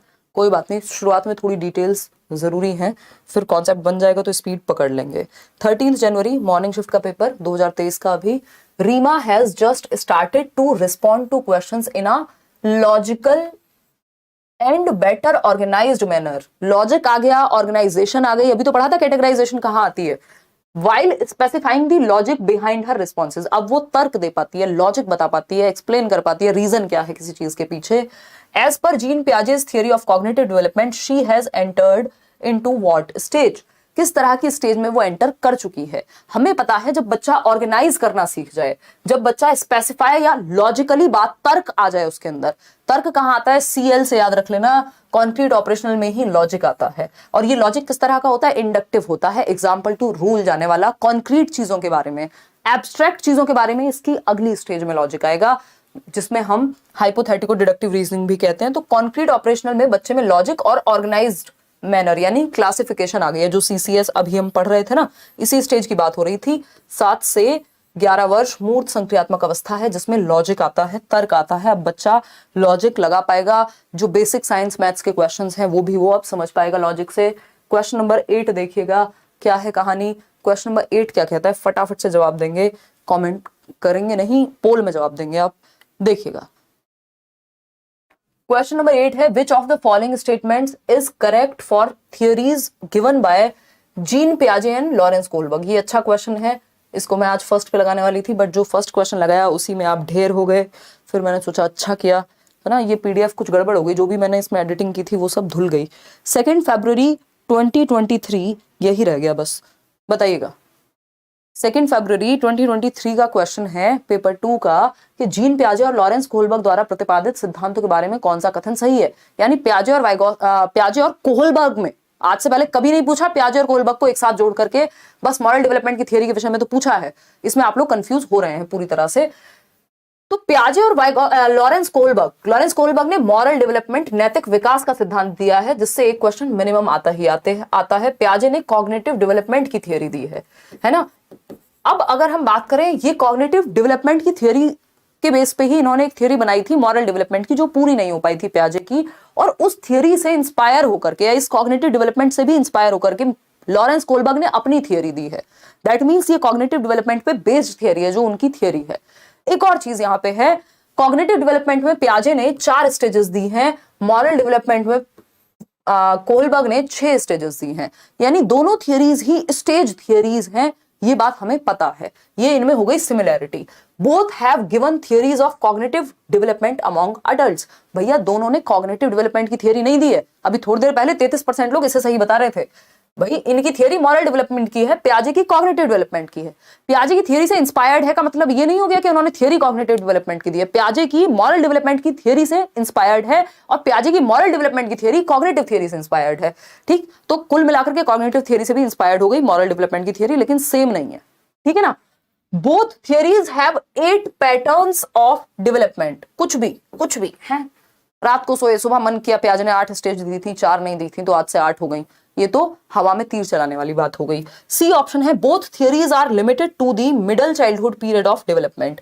भैया मिडल चाइल्डहुड क्या, 6 से 11, 6 से 8 के बीच में वैसे मिडिल चाइल्डहुड कहते हैं, बट कई जगह पे आपको ऑप्शन में जो लेटर चाइल्डहुड वाली एज है वही लगभग एज, क्योंकि मिडिल चाइल्डहुड में से लेटर चाइल्डहुड, उत्तर बाल्यावस्था में से ही 6 से 12 वर्ष में से ही तोड़ के इन्होंने मिडिल चाइल्डहुड बनाया हुआ है। तो कई बार मिडिल चाइल्डहुड लिखा हो तो समझ जाना वही 6 से 11, 6 से 8, 7 से 10 के बारे में ही बात हो रही होगी। तो क्या दोनों ने सिर्फ 11-12 साल तक के बच्चे के लिए थियरी दी है? भैया उसके बाद एडोलेसेंस की बात कोलबर्ग की थियरी में भी हुई है, पियाजे की थियरी 15 साल तक, 11 एंड अबव के लिए है, तो कैसे कहते हैं कि सिर्फ चाइल्डहुड तक है? ये बात भी गलत हो गई। Both theories are stage theories, ये बात एकदम सही है। और इससे एक और बात सिद्ध होती है कि दोनों मानते होंगे कि डेवलपमेंट डिसकंटिन्यूअस है। क्यों? क्योंकि मैंने ये डिसकंटिन्यूटी वाले में भी बताया था कि पियाजे हुए, कोहलबर्ग हुए, या फिर और कौन है जिसने स्टेज की बात की है, फटाफट से याद दिलाओ मुझे, आपके सिलेबस वाली। वैसे तो बहुत सारे लोग हैं, एरिक्सन, सिगमंड फ्रॉइड, ये भी सब स्टेज थियरिस्ट हैं। तो जो भी स्टेज में बांटेगा डेवलपमेंट को वो डिसकंटिन्यूअस कहेगा कहीं ना कहीं। ये बात हम इनडायरेक्टली समझ सकते हैं। पियाजे तो डायरेक्टली ही कह रहे हैं कि डिसकंटिन्यूअस है। तो डिसकंटिन्यूअस यानी अनिरंतर हुआ विकास, क्योंकि दोनों स्टेज में तोड़ के बांट रहे हैं कि इस उम्र से इस उम्र तक इतना होगा, फिर इतना होगा, फिर इतना होगा। कॉन्टिन्यूअस तो वाइगॉस्की कहते हैं। तो ये दोनों ही बातें क्लियर हो जाती हैं कि दोनों ने स्टेज थियरी दी है और डिसकंटिन्यूअस कहीं ना कहीं विकास को ये कह रहे हैं। आगे बढ़ते हैं, क्वेश्चन नंबर 9 देखिएगा, क्या कहता है क्वेश्चन नंबर 9, समझिए, जवाब दीजिए। अकॉर्डिंग टू जीन पियाजे, when a child is shown a toy, एक बच्चे को दिखाया गया एक खिलौना, and then it is hidden, और फिर इसको छिपा लिया गया। बच्चे को दिखाया खिलौना और फिर छिपा लिया गया, क्या है ये? इंस्टेड ऑफ फॉरगेटिंग, बच्चा अब भूला नहीं है, about it the child tries to find that toy. अब वो भूल नहीं गया कि अरे पता नहीं कहीं चला गया होगा, अब वो ढूंढ रहा है। अब वो आपके आसपास देखेगा कि कहीं छिपा तो नहीं लिया, कुछ और तो नहीं किया, क्योंकि उसको पता है ये एग्जिस्ट तो करता है, मेरी आंखों के सामने नहीं है बस। ये किस स्टेज का कैरेक्टरिस्टिक है? At dash stage this characteristic is found in the child and it is called what? इसको क्या कहते हैं? इसको कहते हैं ऑब्जेक्ट परमानेंस। इतना हमें पता है कि ये ऑब्जेक्ट परमानेंस है, कि बच्चे को ये समझ आ गया कि अब ऑब्जेक्ट परमानेंट हो गया है, वस्तु स्थायी हो गई है। ऑब्जेक्ट परमानेंस यानी वस्तु स्थायी होती है, मेरी आंखों के सामने ना होने से कोई चीज खत्म नहीं हो जाती, वो अभी भी एग्जिस्ट करती है। Out of sight out of mind नहीं होता है ना, कि आपकी गर्लफ्रेंड जब तक आपको दिख रही है, एक शहर में है आप दोनों, तो सब सही है। जिस दिन आउट ऑफ साइट हुए, यानी आंखों से दूर, दिल से, दिमाग से, सबसे दूर, आउट ऑफ माइंड, वो वाला सीन नहीं है, क्योंकि बच्चे नहीं है आप छोटे। अगर छोटे बच्चे हैं तो ऐसा हो जाएगा कि आप किसी और को देखते हैं, भाई वो तो चली गई किसी और शहर, ठीक। तो ऑब्जेक्ट परमानेंस क्या है कि आपको ही समझ आ जाता है ऑब्जेक्ट परमानेंट है। ये माउस अगर मैंने छिपा लिया, पीछे पॉकेट में डाल लिया, इसका मतलब ये नहीं है कि अब ये माउस एग्जिस्ट नहीं करता, कहीं तो होगा भाई। तो यही बात बच्चे को समझ में आने लगती है, जबकि शुरुआत में वो ज्यादा ढूंढता नहीं है। आप वो किसी चीज से खेल रहा था, आपने लेके रख लिया, अब वो थोड़ी बहुत देर देखेगा इधर उधर, थोड़ा बहुत रो भी लेगा, बट जरूरी नहीं है कि उसको ये याद रहे। रोना भी बहुत बाल की स्टेज है जब ऑब्जेक्ट पर, क्योंकि मेमोरी उतनी डेवलप नहीं हुई। किस वजह से हो रहा है ये सब? मेमोरी की वजह से। क्योंकि अगर स्मृति ही नहीं होगी, नॉट स्मृति ईरानी, स्मृति आपकी याद रखने वाली स्मृति, अगर मेरे दिमाग में ये ज्यादा देर तक रह ही नहीं पाया कि माउस एग्जिस्ट करता है या वो लड़की एग्जिस्ट करती थी जिसके साथ थे, तो खत्म कहानी, ऑब्जेक्ट परमानेंट है ही नहीं। लेकिन जब मेमोरी ठीक होगी तो ये चीज भी परमानेंट हो जाएगी, ठीक। तो ये ऑब्जेक्ट परमानेंस है जो मेमोरी के डेवलप होने की वजह से आता है, ठीक। ये बात तो सही है। तो ऑब्जेक्ट परमानेंस कहां कहां लिखा हुआ है देखना जरा। यहाँ रिवर्सिबल थिंकिंग मेंटल ऑपरेशन है, तो ये तो अपने आप में गलत हो गया, कॉन्क्रीट में थोड़ी आएगा ये। ईगो सेंट्रिज्म में ये है नहीं, तो सिर्फ 2 ही ऑप्शन में से कोई एक ठीक हो सकता है। आप पेपर में एलिमिनेट कर सकते हैं, जरूरी नहीं है सब पे टाइम वेस्ट करना है सारे ऑप्शंस पे। क्वेश्चन पूरा पढ़ो लेकिन ऑप्शंस फटाफट से एलिमिनेट करो अगर काम के ना हो तो। प्री ऑपरेशनल ऑब्जेक्ट परमानेंस यानी क्या ये प्री ऑपरेशनल स्टेज है? प्री ऑपरेशनल होती है 2 से 7 वर्ष, और सेंसरी मोटर होती है 0 to 2। अब ये बात हमने डिस्कस की है कि ऑब्जेक्ट परमानेंस की जो एज है, ऑब्जेक्ट परमानेंस के बारे में 2 क्वेश्चंस पूछे जाते हैं कि ये किस स्टेज में होता है और किस स्टेज में नहीं होता है। अगर आपसे पूछे किस स्टेज में नहीं होता है तब भी आंसर सेंसरी मोटर, अगर पूछे किस स्टेज में अचीव हो जाता है तब भी आंसर सेंसरी मोटर। तो ऑब्जेक्ट परमानेंस जब नहीं होता है तब भी सेंसरी मोटर। कैसे हो पा रहा है ऐसा, समझते हैं। भाई ऑब्जेक्ट परमानेंस की बात कर रहे हैं ना हम, यानी ऑब्जेक्ट परमानेंस मतलब वस्तु स्थायी होती है, चाहे हमारी आंखों के सामने हो या ना हो, but out of mind out of site नहीं होती, एग्जिस्ट करती है उसके बावजूद भी। तो वस्तु स्थायित्व की जब हम बात कर रहे हैं यहां, वस्तु स्थायित्व, ठीक है, किस स्टेज में ये एब्सेंट होता है, यानी नहीं होता या अचीव नहीं हो पाता, तब भी आंसर क्या है आपका सेंसरी मोटर स्टेज। प्याजे की जन्म से 2 वर्ष, जन्म से 2 वर्ष में ही, शुरुआत के जो 7-8 महीने हैं बच्चे के, या शुरुआत का जो लगभग 9 महीने का टाइम है, उस टाइम पे उसको ज्यादा याद नहीं रहता कि कहां गया वो ऑब्जेक्ट जिससे मैं खेल रहा था। ठीक, मम्मी ने ले लिया, चुप हो गए। अब अगर हम बात करें इसका अचीवमेंट कब है, ये अचीव कब तक हो जाता है, तो अचीवमेंट भी इसी स्टेज में आ जाएगा। अचीवमेंट कब है, same stage, sensory motor 0 to 2 years में ही अचीव भी कर लेता है। अब ये क्या बात हुई यार, है एब्सेंट भी इसी में है और क्या है प्रेजेंट भी इसी में है, या उपलब्धि भी इसी में है ना। ये वही है जीत के हारने वाली बात है। मतलब क्या हुआ, देखो शुरुआत के जो 7-8 महीने हैं तब तक तो बच्चे में ये डेवलप नहीं हुआ होता, तब तक वो भूल जाता है, लेकिन 8 महीने से 12 महीने के बीच आते आते ये चीज का अचीवमेंट हो जाता है। कुछ बच्चों को उनसे भी ज्यादा लग सकता है, लेकिन जनरली ये माना जाता है कि object permanence sensory motor stage में ही अचीव हो जाती है, उसके एंड तक आते आते। ठीक है ना, तो ये बात हमें यहां ध्यान में रखनी है। ये क्वेश्चन बहुत बार रिपीट हुआ है ना, कि कौन सी अवस्था है जिसमें ऑब्जेक्ट परमानेंस नहीं होता, तब भी सेंसरी मोटर, जन्म से 2 वर्ष, इंद्रिय गामक, संवेदी गामक, और कब अचीव हो जाता है, तो इसी स्टेज के अंत तक आते आते अचीव हो जाता है। इतनी बात याद रख सकते हो या नहीं। संवेदी परक भी कह देते हैं कई लोग इसको, हिंदी में कई नाम है, इंग्लिश में याद रखेंगे तो बेटर रहेगा, एक ही टर्म है सेंसरी मोटर। सेंसरी मोटर का मतलब ये है senses plus motor activities. Senses क्या है, हमारे 5 सेंसेस, देखना, टच करना, है ना, सुनना, टेस्ट, यही 5 सेंसेस का इस्तेमाल करके बच्चा अपनी दुनिया की समझ बनाता है जन्म से 2 वर्ष में, plus motor activities. Motor activities क्या है, चलना फिरना, इन दोनों को जोड़ के सेंसरी मोटर बना है। ठीक है, क्लियर है बात। तो ये सेंसरी मोटर स्टेज हो गई कि जब बच्चा एक टॉय को ढूंढने की कोशिश करेगा, भूलेगा नहीं, और भूल जाता तब भी यही स्टेज होती, कहते हैं इसको ऑब्जेक्ट परमानेंस। क्लियर है, बहुत लंबी कहानी हो गई, बट जरूरी है लंबी लंबी कहानियां यदि हमें चीजों को क्लियर करना है दिमाग में। कल के क्वेश्चंस जब प्याजे से ही होंगे, कल के भी क्वेश्चंस थोड़ी सी स्पीड में चलने का प्रयास करें, क्योंकि आज आपका कॉन्सेप्ट क्लियर हो चुका होगा। अब आता है 10 जनवरी की इवनिंग शिफ्ट का ही एक क्वेश्चन। देख रहे हैं आप, थोड़ा लैंग्वेज चेंज करके पूछने लग गए हैं बस।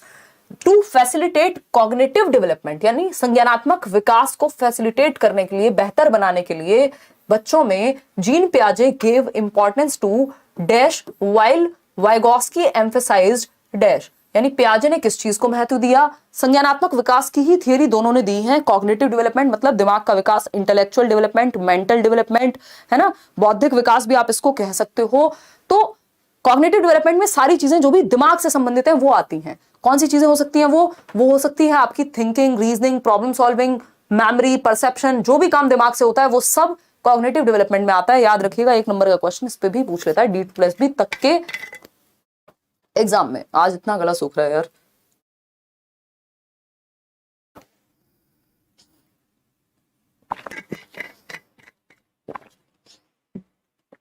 चलें आगे बढ़े, देखिएगा फटाफट से।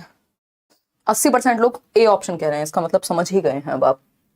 बहुत बढ़िया, देखिएगा अभी हमने बात की थी, कह रहे हैं पियाजे गेव इंपॉर्टेंस। पियाजे ने किस चीज को इंपॉर्टेंस दी, रिवॉर्ड्स को नहीं, ये तो बिहेवियरिस्ट लोग देते हैं ना। तो पियाजे पनिशमेंट और रिवॉर्ड की बात करते हैं ना, वाइगॉस्की करते हैं। तो ये दोनों ही, क्योंकि कंस्ट्रक्टिविस्ट लोग हैं, रचनावादी लोग हैं। रचनावाद क्या है, एक स्कूल ऑफ थॉट है जिसको दोनों मानते हैं। वाइगॉस्की सोशियो कंस्ट्रक्टिविस्ट हैं, पियाजे रेडिकल हैं, उसको भी अभी समझेंगे। देखिए हमें पता है 4 फैक्टर्स में लैंग्वेज नहीं थी, तो जीन पियाजे गेव इंपॉर्टेंस टू एक्टिविटी, यानी उन्होंने क्रियात्मक होने को बच्चे के महत्व दिया है, वाइल वाइगॉस्की ने लैंग्वेज को महत्व दिया है। अब ऐसा नहीं है पियाजे की दुश्मनी है लैंग्वेज से, लेकिन वाइगॉस्की के कंपैरिजन में महत्व उतना नहीं दिया है, क्योंकि आपको पता है वाइगॉस्की तो 3 फंडे कहते हैं सिंपल, SCL, सोसाइटी, कल्चर और लैंग्वेज, यानी समाज, संस्कृति और भाषा। ये 3 टूल्स हैं जिससे बच्चे का संज्ञानात्मक विकास होता है। क्लियर है बात, कोई दिक्कत, कोई परेशानी है ना, पता भी नहीं चलता कि वो विजिबल है या नहीं। ऐसे में मेरे डाउट्स कैसे क्लियर होंगे। काजल की समस्या बिल्कुल जायज है। काजल, इस पे चर्चा हम कल ही करेंगे इस सेशन में। अभी इंटरप्ट नहीं करते हैं इस सेशन को, या एंड में करेंगे, है ना। वैसे ही समझने वाली बात है, कई हजार लोगों में सभी के डाउट्स, है ना, आप अगर शांति से पढ़ रहे हैं तो डाउट्स बहुत सारे वैसे भी क्लियर हो जाएंगे। हो सकता है आपका क्वेश्चन कोई और पूछ ले, उसका क्वेश्चन दिख जाए, है ना। देखिए यही ऑनलाइन ऑफलाइन का अंतर होता है। तो क्लियर हो गई ये बात। रिवॉर्ड पनिशमेंट दोनों ही नहीं मानते। एक्टिविटी और लैंग्वेज में आपको कंफ्यूज इसलिए नहीं होना क्योंकि अगर आपने प्याजे में लैंग्वेज लिख दिया तो वाइगॉस्की में एक्टिविटी लिखेंगे, जबकि प्याजे एक्टिविटी पे ज्यादा जोर देते हैं। इसीलिए इस एक्टिविटी पे ज्यादा जोर देने की वजह से इनको रेडिकल कंस्ट्रक्टिविस्ट कह रहे हैं। रेडिकल का मतलब क्या है? ये कंस्ट्रक्शन ऑफ नॉलेज बच्चा इंडिपेंडेंटली करेगा, इस बात पे बेहद जोर देते हैं। कौन? प्याजे। इसीलिए रेडिकल कंस्ट्रक्टिविस्ट हैं। वाइगॉस्की सबसे ज्यादा जोर समाज में एक्टिविटी, समाज में इंटरेक्ट करके बच्चा ज्ञान को सीखेगा, और समाज में इंटरेक्ट बिना भाषा के संभव नहीं है। ठीक है, तो ये एक बेसिक बात हो गई। आंसर इसका आपने एकदम सही दिया। उत्तर है इसका ए के जीन प्याजे एक्टिविटी को और वाइगॉस्की लैंग्वेज को। अभी नेक्स्ट क्वेश्चन से पे चलने से पहले 1 मिनट लेंगे, पोल मत देना अभी। ये दोनों बातें मैं एक बार लिख देती हूं, आएंगे जीन प्याजे पे ही, बट ये बात आप लिख लो कहीं पे। वैसे तो पता होगा कई लोगों को, बट जो लोग नई तैयारी कर रहे हैं, देखिए कंस्ट्रक्टिविज्म अभी आगे क्वेश्चन भी आएगा, चलो तभी कराऊंगी, आप देखो इसको। अगर हम बात करते हैं क्वेश्चन नंबर 11 की, according to Jean Piaget's theory of cognitive development, at which stage do children begin to think through operations logically. Operation का मतलब क्या है? यहाँ लॉजिक से ही है, एक्टिविटीज से है, ठीक है ना। तो लॉजिकल एक्टिविटी बच्चा करने लगेगा एक डायरेक्शन में, कौन सी स्टेज में? कोई कह रहा मैं सीटेट का फॉर्म नहीं भर पाई हूं, मेरे साइड दूर दूर तक सीट फुल हो गया सब। अरे तो बबीता क्या हो गया? ये हमारे जीवन में प्रॉब्लम कैसे हो सकती है कि आसपास आप पेपर नहीं दे सकते, सीट फुल हो गया तो अब हम पेपर ही नहीं देंगे इस बार? भैया अगर आपके लिए करियर जरूरी है तो आप दूर जाके भी दोगे पेपर, किसी को ले जाना साथ, अकेले जाके देखो दुनिया में, है ना। कोई थोड़ा समझदारी से जाना, कोई तो गया होगा आसपास से कभी, उसको ले जाना साथ में।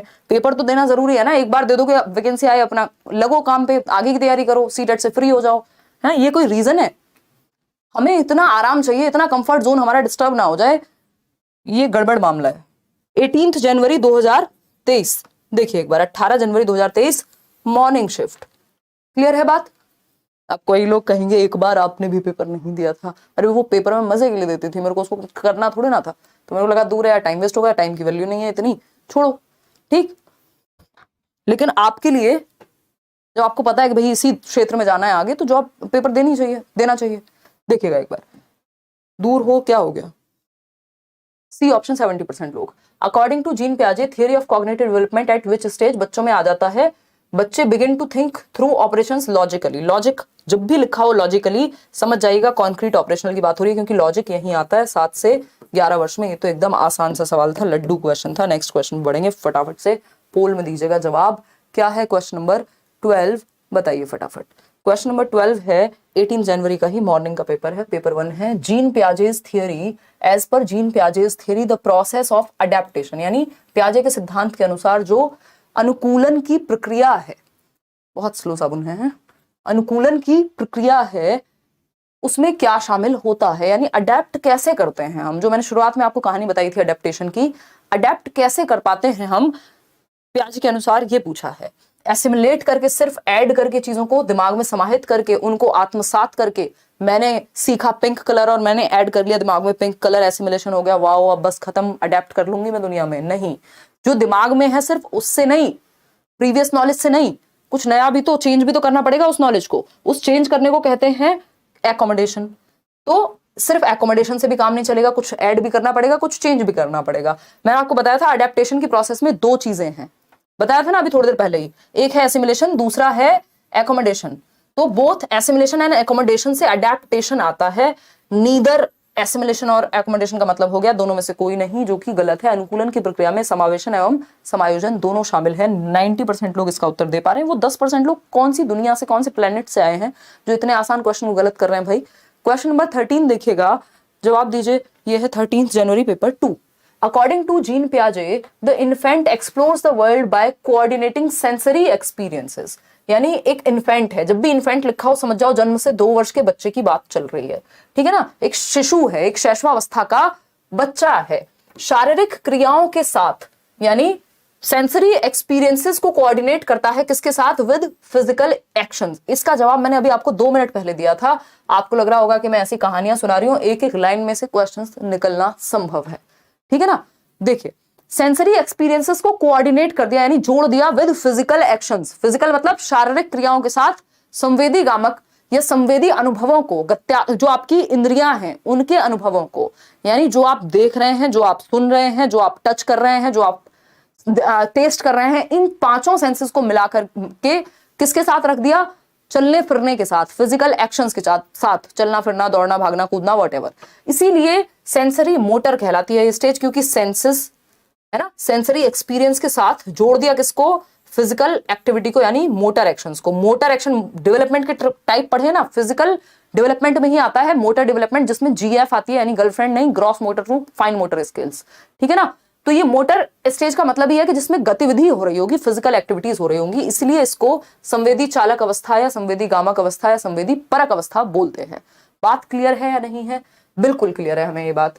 चलिए इसी बात पे आगे बढ़ते हैं नेक्स्ट क्वेश्चन पे। ऐसा नहीं है बाकी स्टेजेस में ये नहीं होगा, ये कैरेक्टरिस्टिक विशेषता किस स्टेज की है? इसी स्टेज की है। क्वेश्चन नंबर 14 देखिए और जवाब दीजिए। क्या कहता है क्वेश्चन नंबर 14? ये भी इवनिंग शिफ्ट का है, 3-3, 4-4 क्वेश्चन भी हैं एक एक शिफ्ट में पियाजे के। In Jean Piaget's theory, a child who perceives a car to be alive because it moves is demonstrating। अभी एग्जांपल दिया था ना कि मैं अगर इस टेबल को टच करूं और मेरे को चोट लग गई, तो किसी ने कहा बच्चे जब बचपन में गिर जाते थे, है ना, तो वो रोने लगते थे, लेकिन माँ बाप क्या करते थे, उस वहां पे जो जमीन होती थी उसको कहते थे, अरे मेरे बच्चों को चींटी मर गई, ये कह देते थे चींटी मर गई। मतलब उसको लग रहा है कि निर्जीव चीज भी सजीव है, कोई बात नहीं, तेरे को नहीं लगी, चींटी को लगी है, ठीक है ना। तो अगर हम बात करते हैं, जब वो गुड्डे गुड़ियाओं से बात कर रहा है, उसको लग रहा है गुड्डे गुड़िया उसको जवाब देंगे, ठीक। तो ये क्या है? जब बच्चा, जीन पियाजे के सिद्धांत में एक बच्ची जो मानती है कि कार सजीव है, यानी कार से बात की जा सकती है, यानी कार में भी जान है, कार में भी जान है, मतलब वो कह रही है लिविंग थिंग है कार एक, जबकि आपको पता है निर्जीव है कार। तो वह क्या प्रदर्शित करती है? ये क्या डिमॉन्स्ट्रेट कर रहा है कि बच्चा अभी एनिमिस्टिक थिंकिंग करता है, एनिमिज्म में है ना। एनिमिस्टिक थिंकिंग कहते हैं इसको, जीववाद कहते हैं उसको। निर्जीव चीज भी सजीव नजर आती है जब वो अपने गुड्डे गुड़िया से बात करे, है ना, वो अपनी चीजों से बात करे, तो वो क्या मान रहा है बच्चा कि ये सजीव है, इसमें कुछ जान है। लिविंग और नॉन लिविंग के बीच का अंतर, वो उसको लग रहा है चंदा भी मामा है ना, ये सिंबॉलिक भी है और एनिमिस्टिक भी है। तो जीववादी सोच जो है आपकी, ये 2 से 7 वर्ष में होती है, प्री ऑपरेशनल स्टेज में, और इस स्टेज के अंत तक ये चली जाती है। इसमें भी 2 स्टेजेस है ना प्री ऑपरेशनल में, कल हम डिस्कस करेंगे। एक आपकी प्री इंट्यूटिव है, बाद में आपकी आती है सिंबॉलिक स्टेज। तो ये सिंबॉलिक स्टेज तक के अंत तक हालांकि चला जाता है, बट हम मानते हैं कि प्री ऑपरेशनल में होता है, ठीक। तो सेंट्रेशन एक लिमिटेशन है, सेंट्रेशन कि आपका पूरा ध्यान किसी भी चीज के एक ही एस्पेक्ट पे फोकस्ड है। यानी अगर आप इस पेन का कलर देख रहे हैं तो कलर ही देख रहे हैं, ये नहीं देख रहे किस चीज का बना है, इसकी शेप क्या है, इसका साइज क्या है। ये वही वाली बात है कि बच्चे को लगता है जिसकी हाइट ज्यादा है वो ही एज में भी ज्यादा बड़ा होगा, क्योंकि वो बाकी एस्पेक्ट नहीं देख पा रहा, ठीक है ना।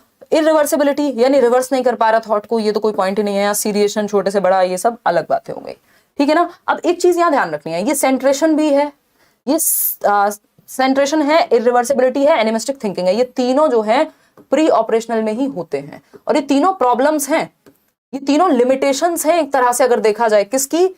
ये सीमाएं हैं प्री ऑपरेशनल स्टेज की, पूर्व संक्रियात्मक अवस्था की। ये कोई विशेषताएं नहीं है, ये कोई पॉजिटिव्स नहीं है, इसी के अंदर प्री ऑपरेशनल में ये, लेकिन ये लिमिटेशन का काम करती हैं। सेंट्रेशन एक लिमिटेशन है कि बच्चे का पूरा ध्यान सेंटर्ड है एक थॉट पे, वो गड़बड़ है, ठीक है ना। वो क्या है? गड़बड़ है। पूरा ध्यान एक ही एस्पेक्ट पे अगर लगा हुआ है, बच्चे की सिर्फ हाइट ही हाइट देख रहे हैं, उसका दिमाग वो एज में क्या कौन सी भाषा बोलता है, मतलब किसी भी चीज के बाकी एस्पेक्ट्स को देखना ही ना, सिर्फ एक ही चीज को देखना है, या तो हाइट देख रहे हैं या कलर देख रहे हैं तो कलर पे ही फोकस है, बाकी पहलुओं को नहीं देख पाना। इसकी वजह से ईगोसेंट्रिक बना रहता है बच्चा, अहम केंद्रित बना रहता है।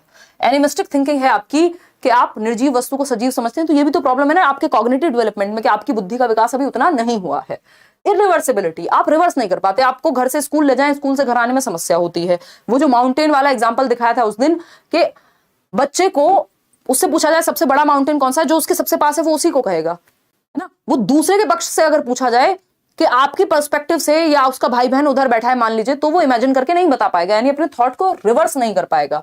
बर्फ पानी बन सकती है और पानी बर्फ बन सकता है, ये वो रिवर्स नहीं कर पाता है ना। मतलब कि आइस जो है वो वाटर में कन्वर्ट हो सकती है और वाटर जो है फ्रीज होकर के आइस में कन्वर्ट हो सकता है, रिवर्स नहीं कर पाता थॉट। ये लिमिटेशन है, ये प्रॉब्लम है, ये सीमाएं हैं, तीनों ही चीजें पूर्व संक्रियात्मक अवस्था की सीमाएं हैं। तो अगली बार आपसे पूछे लिमिटेशंस कौन सी हैं, ये सब ठीक। सीरिएशन तो गुण है, सीरिएशन तो कैरेक्टरिस्टिक है, और कौन सी स्टेज का, कॉन्क्रीट ऑपरेशनल का, सीसीएस। ये चीजें बार बार रिवाइज करनी पड़ेंगी। पियाजे में बहुत सारे कॉन्सेप्ट्स हैं, हालांकि मैंने बहुत सारे फंडे जो है आपको बताए हुए हैं, जिससे आपको ये चीजें याद रह सकती हैं, आप कंफ्यूज नहीं होंगे, क्योंकि ये समझने के साथ साथ मेमोरी में रिटेन भी करनी है दिमाग में अपने।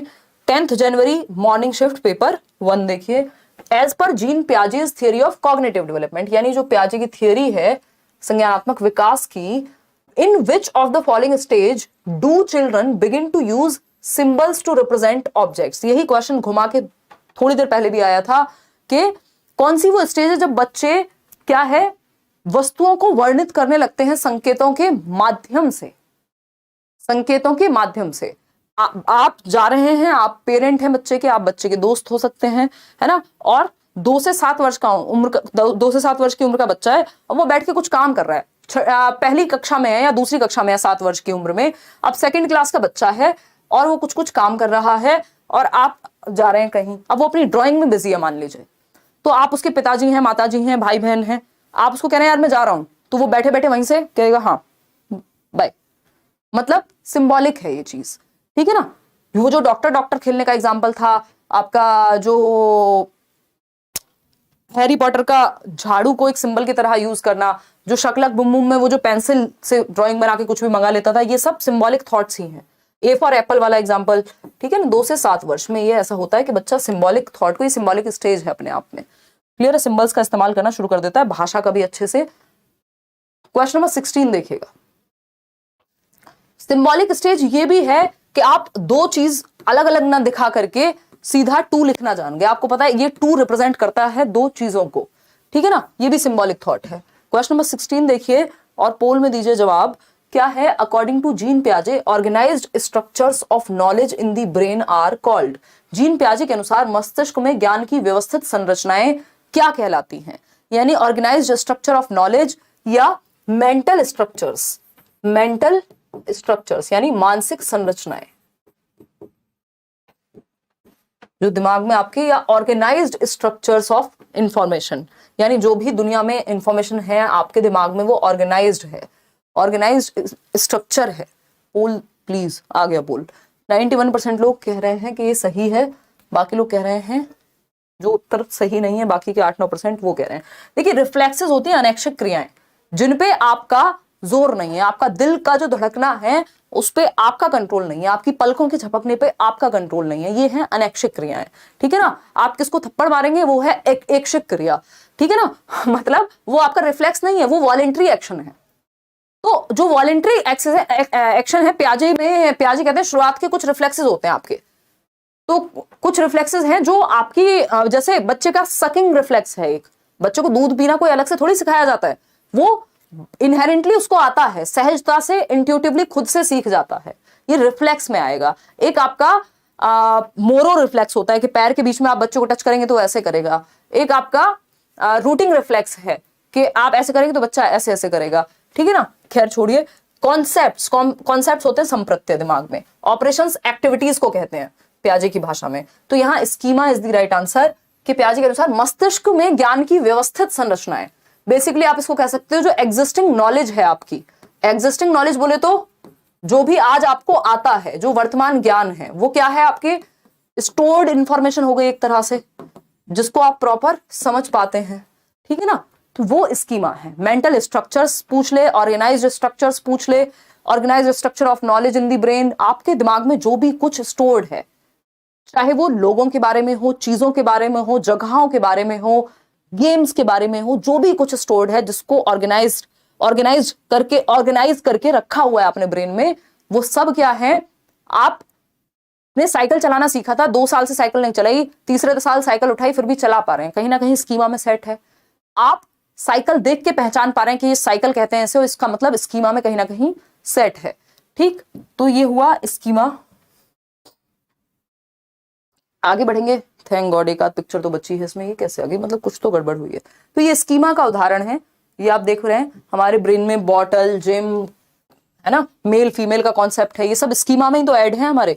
कोई आपका गेम कुछ कैसे यूज करते हैं, एक गेमिंग रिमोट को या वॉट, ठीक है ना, कंसोल को।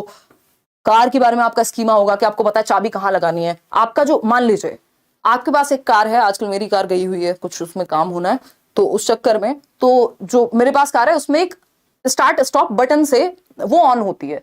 तो मैं कार में एंट्री लूंगी और मुझे पता है वो बटन प्रेस करना है मुझे, ठीक है ना। ये मेरे स्कीमा में सेट हो चुका है, रेपिटेटिव जो चीजें हुई हैं उसके कारण, एक प्रोसेस के कारण।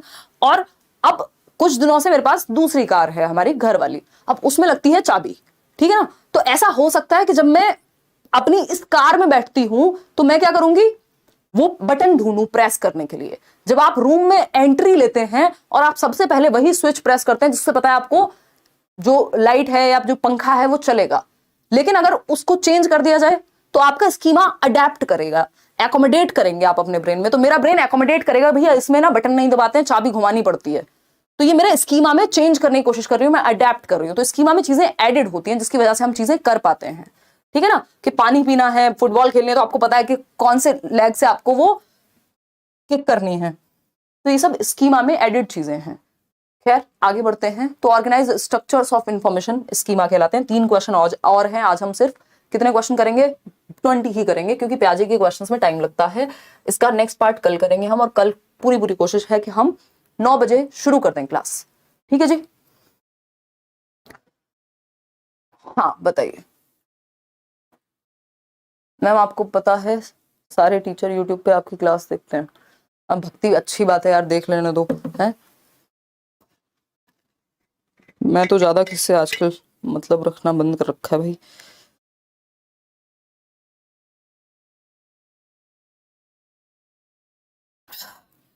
देखते भी होंगे, क्रिटिसाइज भी करते होंगे। क्रिटिसाइज क्या, ट्रोल कहते हैं उसे। और कुछ लोग होंगे जो अप्रिशिएट भी करते होंगे, उसकी संख्या कम है क्योंकि it's too difficult to appreciate someone. चाहे आप कॉपी कर लें, कुछ भी कर लें, है ना। देखिए खैर ये सब बातें होती रहनी चाहिए, थोड़ा बहुत हंसी मजाक या फालतू बातें भी कभी कभी कर लेनी चाहिए। क्वेश्चन नंबर 17 देखिए। In Jean Piaget's theory dash refer to the organized systems of actions and thoughts that allow individuals to mentally represent or think about the objects and events in their worlds। मतलब gene पियाजे के सिद्धांत में क्रियाओं और विचारों की संगठित प्रणाली यानी organised systems of actions and thoughts के एक वे में हम सोचते हैं, एक वे में हम कोई काम करते हैं, ठीक है ना। That allow individuals to mentally represent और थिंक अबाउट दी ऑब्जेक्ट्स, यानी कि हम किसी ऑब्जेक्ट के बारे में एक पर्टिकुलर तरीके से सोचते हैं। ये सब क्या है, ये तरीका क्या है, बताइएगा। प्याजे चचा का चैप्टर बहुत कंफ्यूज करता है। बबीता एक तो पुराना सेशन देख लेना यूट्यूब पे, और दूसरा आपकी टाइमिंग चेंज क्यों होती रहती है। बात तो सही कह रहे हो श्वेता, कोशिश करेंगे यार 9 बजे ही फिक्स कर दें, ठीक है। D option, D option, D option, ठीक है। देखते हैं, अभी यही तो समझा था हमने। ये एडवांस ऑर्गेनाइजर्स की बात स्किनर करते हैं, है ना। ये बिहेवियरिज्म का थॉट है, कोड्स टूल्स नहीं। हम प्याजे की बात कर रहे हैं तो प्याजे की भाषा में इस चीज को स्कीमा कहते हैं, बाकी लोगों की भाषा में बाकी चीजें भी कही जा सकती हैं, ठीक है। क्वेश्चन नंबर 18 देखिएगा एक बार। क्या है क्वेश्चन नंबर 18, फटाफट से बताइएगा। According to Jean Piaget's theory of cognitive development, प्याजे के संज्ञानात्मक विकास के सिद्धांत के अनुसार at which stage do most children particularly face difficulty in understanding the point of view of another person, बताइएगा। लैंग्वेज चेंज हो जाएगी सीटेट में, नहीं है इससे ज्यादा चेंज क्या ही करेगा। हर तरह के क्वेश्चन तो आप कर जाएंगे, फिर क्या ही चेंज कर लेंगे ये लोग, है ना। 9:30 ही सही है टाइम यार। बबीता मैं कोशिश करूंगी 9 ही रखूं, कई लोगों को सोना होता है, समझ पा रहे हो ना। हाँ बहुत बढ़िया मैम। क्वेश्चन देने के बाद टाइम भी दिया करो, 1 साल का। मैम एस्पायरिंग टीचर वाले ने आपके बेटा जी के नोट्स कॉपी करके उनको पेड करके बेच रहे हैं। अरे यार मुझे तो पता भी नहीं है एग्जिस्ट भी करते हैं। कोई बात नहीं, इन सब बातों को छोड़ो यार। अभी रैंडमली कोई कमेंट दिख जाता है, नहीं तो मैं ये कमेंट भी छोड़ ही दूं, है ना। अब मैं इतनी थक चुकी हूँ कि मैं फिल्टर नहीं कर पा रही हूँ कमेंट, जो नजर आ जा रहा है वो मैं पढ़ दे रही हूँ, है ना। कोई बात नहीं, हम लोग बहुत समय से सीटेट एस्टेब्लिश किया हमने ऑनलाइन में, सीटेट की बातें नहीं होती थी तब से सीटेट पढ़ा रहे हैं और पढ़ रहे हैं मैं और आप मिल करके, ठीक है ना। तो ये बहुत ऑब्वियस है कि लोग इंस्पायर हों, बट इस तरह की चीज़ें तो एक्सेप्टेबल नहीं है, मतलब ये सब नहीं करना चाहिए। 24 जनवरी 2023 का ये पेपर है, पेपर 1। बताइएगा बी ऑप्शन। कह रहे हैं ज्यादातर लोग, 61% लोग समझते हैं। कॉग्निटिव डेवलपमेंट की थियरी में विच stage do most children particularly face difficulty in understanding the point of view of another person, यानी दूसरे के परिपेक्ष को समझने में कठिनाई होती है, दूसरे के दृष्टिकोण को समझने में कठिनाई होती है। किस स्टेज में? अभी कुछ ही दिन पहले तो हम बात कर रहे थे किसी एक सेशन में कि भैया ये स्टेज जो है ये होती है ईगो सेंट्रिक है, बच्चा दूसरे के पर्सपेक्टिव को, दूसरे के दृष्टिकोण को समझ पाना उसके लिए लगभग असंभव है। पिताजी ऑफिस से आए हैं, ऑफिस में डांट खा के आए हो, नौकरी चली गई हो, उसको आज इस बात पे गुस्सा है कि उसके लिए चॉकलेट नहीं लाए, उसने कहा था चॉकलेट लेके आना। उसको डोरेमोन पसंद है और आपने कह दिया डोरेमोन तो पागल बच्चा है, रोना शुरू कर देगा, लड़ाई कर देगा, है ना। इसका मतलब वो दूसरे का पक्ष नहीं समझ पा रहा, वो सोचता है जो चीज मेरी फेवरेट है वो सबकी फेवरेट है, जिस चीज को मैं पसंद नहीं करता उसको कोई पसंद नहीं करेगा। ठीक है जी, बहुत बढ़िया रजनी शर्मा जी। बताइए बी ऑप्शन, प्री ऑपरेशनल, बिल्कुल सही है। यही तो ईगो सेंट्रिज्म की उम्र है ना। ईगो सेंट्रिज्म या अहम केंद्रता, यानी खुद को सेंटर में रख के देखता है, वो दुनिया का सेंटर खुद को समझता है। 2 से 7 वर्ष की उम्र है। पोस्ट कन्वेंशनल ये क्या है?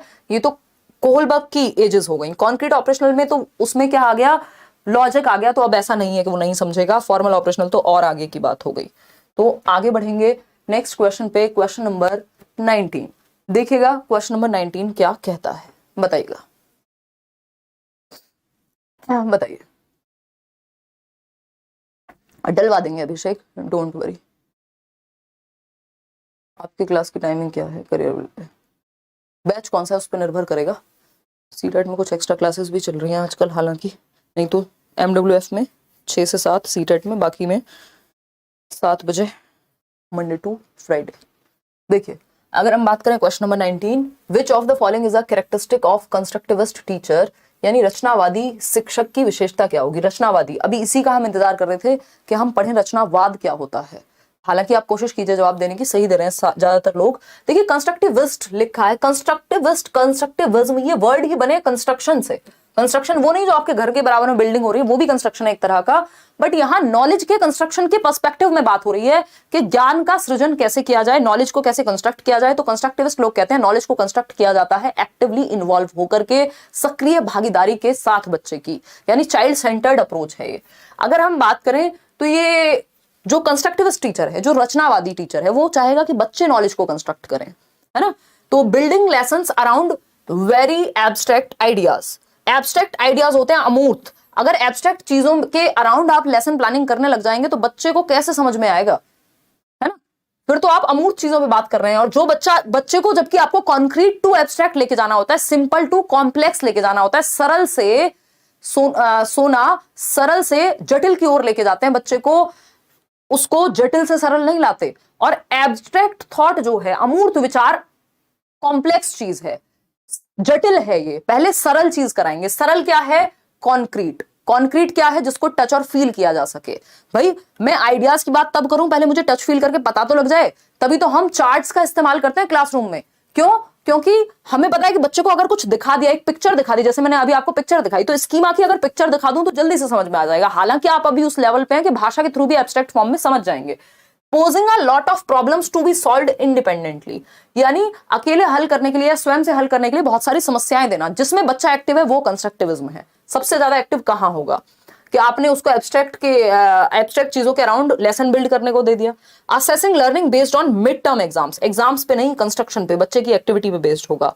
Conducting activities that challenge students assumptions, यानी ऐसी गतिविधियां जो बच्चे ने जो अज्यूम किया हुआ है उसको चैलेंज करती हैं। देखिए चैलेंज करने से ज्यादा एक्टिवली नॉलेज को कंस्ट्रक्ट करने के बारे में है, प्रॉब्लम सॉल्विंग के बारे में है। तो क्या होगा? अकेले हल करने के लिए बहुत सारी समस्याएं देना। ठीक है जी, ठीक है, क्लियर है बात। कोई दिक्कत परेशानी दर्द समस्या अगर हो तो आप बता सकते हैं। आज इतना ही नहीं रखेंगे, इसके आगे एक और क्वेश्चन करेंगे, है ना। तबीयत आज भी थोड़ी सी ढीली है बट चल जाएगा। देखिए क्वेश्चन नंबर 20 देखिए, असर्शन यानी कथन और रीजन यानी इसका कारण या तर्क। सरला एक 6 साल की बच्ची can not do task of conservation and seriation, यानी संरक्षण वाले टास्क जिसमें उसको ये देखना हो कि क्वांटिटी चेंज होने से वॉल्यूम चेंज नहीं होता, शेप और साइज के बदलने से, यानी आकार प्रकार के बदलने से क्वांटिटी या अमाउंट या जो वॉल्यूम है वो चेंज नहीं होता। ये बात अगर समझ, मतलब एक 6 वर्ष की बच्ची है जो ये वाले काम नहीं कर पा रही है, क्योंकि 6 वर्ष की है इसलिए नहीं कर पा रही है ना, नहीं कर सकती। सरला संरक्षण और क्रमांकन, भाई हमें पता है सीसीएस कब आता है, कंजर्वेशन और सीरिएशन कब आता है, 7 से 11 वर्ष में आता है, कॉन्क्रीट ऑपरेशनल में आता है, और सरला है 6 साल की, तो स्वाभाविक है कि नहीं कर पा रही होगी, है ना। हालांकि कुछ एक्सेप्शंस ऐसे भी मिल जाएंगे जो कर लेंगे इस उम्र में कोई काम, वो डिपेंड करेगा उनको माहौल कैसा मिला है, उनको ट्रेनिंग कैसी मिली है, बट वो प्याजे के क्रिटिसिज्म में चले जाएंगे फिर, ठीक है ना। फिर आता है इसका तर्क, children in pre concrete stage have difficulties in considering multiple aspects of a solution, यानी प्री कॉन्क्रीट स्टेज कह लीजिए, प्री ऑपरेशनल स्टेज के बच्चों को जो विचार होते हैं उनको उनके मल्टीपल एस्पेक्ट समझने में दिक्कत होती है, मल्टीपल एस्पेक्ट समझने में दिक्कत होती है 2 से 7 वर्ष के बच्चों को, बिल्कुल होगी। क्यों? क्योंकि वो ईगो सेंट्रिक है ना। तो दोनों ही बातें सही तो है अपनी अपनी जगह, तो both A and R are true and R is the correct explanation of A. बस ये देखना है कि ये रीजन सही है क्या इसका।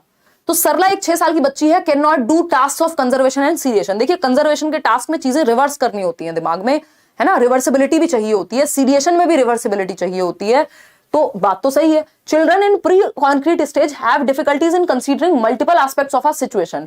भैया कई सारे एस्पेक्ट नहीं देख पाते इस उम्र के बच्चे, 2 से 6 वर्ष के बच्चे, इसी को प्री कॉन्क्रीट कहा है, इसलिए सीरिएशन के काम नहीं कर पा रहे, इसलिए कंजर्वेशन नहीं कर पा रही। बात तो सही है, कोई दिक्कत ही नहीं है। Both A and R are true and R is the correct explanation of A. कब का? 18 जनवरी का, अभी 2023 में हुए ऑनलाइन एग्जाम्स का ही क्वेश्चन है। हालांकि क्वेश्चंस जो हैं वो बहुत सारे क्वेश्चंस हैं जो प्याजे पे आए हुए हैं। हम आगे जब मिक्स्ड क्वेश्चंस की प्रैक्टिस करेंगे सेट वाइज तब भी वो चीजें आएंगी, और कल सेकंड पार्ट भी इसका होगा जिसमें और मुश्किल क्वेश्चंस को डालने का प्रयास किया जाएगा। और जो शिफ्ट में बेसिकली मुश्किल क्वेश्चन क्या है, जो शिफ्ट में आए हुए क्वेश्चन है, लेकिन कुछ और एक्स्ट्रा क्वेश्चन भी ऐड कर दिए जाएंगे जो थोड़ा सा घुमा सकते हैं आपको, ठीक है ना। करियर विल ऐप डाउनलोड करके आप बैचेस में एनरोल कर सकते हैं, चाहे वो सीटेट हो, पेडागोजी स्पेशल में इस संडे शाम तक एडमिशंस ओपन है। फिर उसके बाद कब आएगा, 3 महीने बाद आए, 4 महीने बाद आए, nobody knows. डीट plus B, KVS, whatever, जो जिस भी एग्जाम की तैयारी आप कर रहे हैं, पेडागोजी स्पेशल में 800 रुपए का बैच आई थिंक एनरोल आप कर सकते हैं। कुछ क्लासेस हो गई हैं उसमें, तो आपको वो रिकॉर्डेड फॉर्म में देखनी पड़ेंगी, बाकी लाइव क्लास डेली चल रही है। ये है आपका बिहार वाला पेपर। आउट ऑफ 20 क्वेश्चंस कितने ठीक हुए वो आप बता दो। इस बार मंडे से पहले मतलब मैं वीकेंड पे दे पाऊंगी आपको जो ये पीडीएफ्स हैं कुछ, अगर इन बिटवीन टाइम मिला तो मैं शेयर कर दूंगी टेलीग्राम चैनल पे। लेट्स लर्न स्क्वाड सर्च करेंगे, किसी भी फेक चैनल से नहीं जुड़ेंगे। लार्जेस्ट चैनल है अगर हम देखें, 8 लाख समथिंग, पता नहीं मेरे को याद भी नहीं, 8 लाख हैं, 8,19,000 है शायद, है ना। किसी भी फेक चैनल से नहीं जुड़ना है, तो ये थोड़ा सा ध्यान रखना है। लाइक शेयर सब्सक्राइब आपने ना किया हो तो आप कर दीजिएगा। बाकी बी योर ओन कांस्टेंट, अपना रखिए ध्यान और अपने साथ बने रहिए, मेहनत कीजिए, खुद को बेहतर बनाइए ताकि समाज को बेहतर बनाया जा सके। आज के लिए इतना ही ज्ञान काफ़ी है, अब आप अपने घर जा सकते हैं। 30 नहीं, आज हमने 20 क्वेश्चन किए हैं, हम डेली 30 करते हैं तो इसलिए मुझे वही याद था, है ना। आज के लिए इतना ही रखेंगे। 17 out of 20, 19, 16, thank you so much, thank you यार। हिंदी की भी कोशिश करूंगी, वैसे 2-4 दिन देंगे अगर आप मुझे, मतलब मेरे साथ जुड़े हुए रहेंगे तो आपको मेरा जो वे है, क्योंकि ये सब्जेक्ट अपने आप में नया है, इसको आप जिस भाषा में पढ़ना शुरू कर देंगे उसमें समझना आना शुरू हो जाएगा, तो आप थोड़ा सा टाइम खुद को भी दीजिए। और टर्मिनोलॉजी इंग्लिश में याद रखेंगे तो ज़्यादा ईजी रहेगा। मैं नया स्टूडेंट हूँ, मुझे दिसंबर में सीटेट एग्जाम देना चाहता हूँ, तैयारी कैसे करूँ, बिहार से हूँ। आपको अभी मैंने कुछ दिन पहले एक वीडियो बनाया था how to crack CTET for free, वो देख लीजिए। कुछ मैराथन सेशंस हैं वो देख लीजिए, और जो ये डेली सेशंस चल रहे हैं इनको अटेंड कर लीजिए। तब तक तो आप 6 बार पेपर क्लियर कर देंगे, इतना समय है अभी, ठीक है ना। चलिए फिर आज के लिए इतना ही रखते हैं। आपका स्कीमा में 30 सेट हो गया है, बिल्कुल। अनुरमा बहुत ही बढ़िया, मैं आपके लिए क्लैपिंग कर देती हूँ कि आपको ये चीज़ याद है। ये बिल्कुल स्कीमा का ही खेल है, जो मेरा मेंटल स्ट्रक्चर है, जो मेरी मेंटल रिप्रेजेंटेशन है मेरे ब्रेन में, जो एग्जिस्टिंग नॉलेज है वो ये है कि भैया 30 ही क्वेश्चंस में डेली कराती हूँ, मैंने 30 ही लिख दिया। अब मेरे को अपने स्कीमा को क्या करना पड़ा, अपडेट करना पड़ा। मैंने एकोमोडेशन किया, यहाँ पे एसिमुलेट किया हुआ था 30, एकोमोडेट किया है, समायोजन किया है 20 में, है ना। अडेप्ट कर लिया स्कीमा, अपडेट कर दिया कि भैया आज 20 ही है ना, अभी के लिए। हालांकि टेम्परेरी चीज है, इसकी में हम थोड़ा सा डेली बेसिस पे जब करते हैं वो चीज याद रहती है। चलिए आज के लिए इतना ही। Thank you so much, bye bye. ऐसे ही आप रियल लाइफ से जोड़ के पढ़ते रहें, कोई दिक्कत आपको होगी नहीं, 30 में से 30 आ जाएगा। हम टॉपिक वाइज चल रहे हैं, कल भी प्याजे करेंगे, फिर हम आपका वाइगॉस्की और एक 3 घंटे का सेशन, क्योंकि अब आपने जितने मैंने बताए थे आपको मैराथन वगैरह देख लिए होंगे अलग अलग सब्जेक्ट के, लेट्स लर्न पे ही फ्री क्लास में भी। और एक पेपर एनालाइज करेंगे पूरा 3 घंटे का, 150 क्वेश्चंस का, जो हम हर साल करते हैं। और उससे आपको आइडिया लगेगा कि एक साथ बैठ करके जब आप 3 घंटे 2.5 घंटे बैठ रहे हैं, 2.5 घंटे का पेपर होता है, 3 का नहीं, तो मतलब यूट्यूब पे 3 घंटे 3.5 घंटे लग जाते हैं उसको एनालाइज करने में। अरे अभी मिल जाएंगे यार नोट्स, टेंशन ना लो, मंडे को मिल जाएंगे वो सीटेट वाले बैच में जो नोट्स है ना। फिर उसके बाद डेली साथ साथ मिलेंगे। अभी 5-6 सेशन के इकट्ठे हो गए हैं, फिर साथ साथ मिलेंगे। चलिए आज के लिए इतना ही। बहुत मजा आया आपके साथ डिस्कशन में। कल 9 बजे मिलेंगे हम, है ना। मैं कोशिश करूंगी 9:30 ना हो, क्लास 9 बजे ही हो, और अब डेली 9 बजे ही चले। चलिए टेक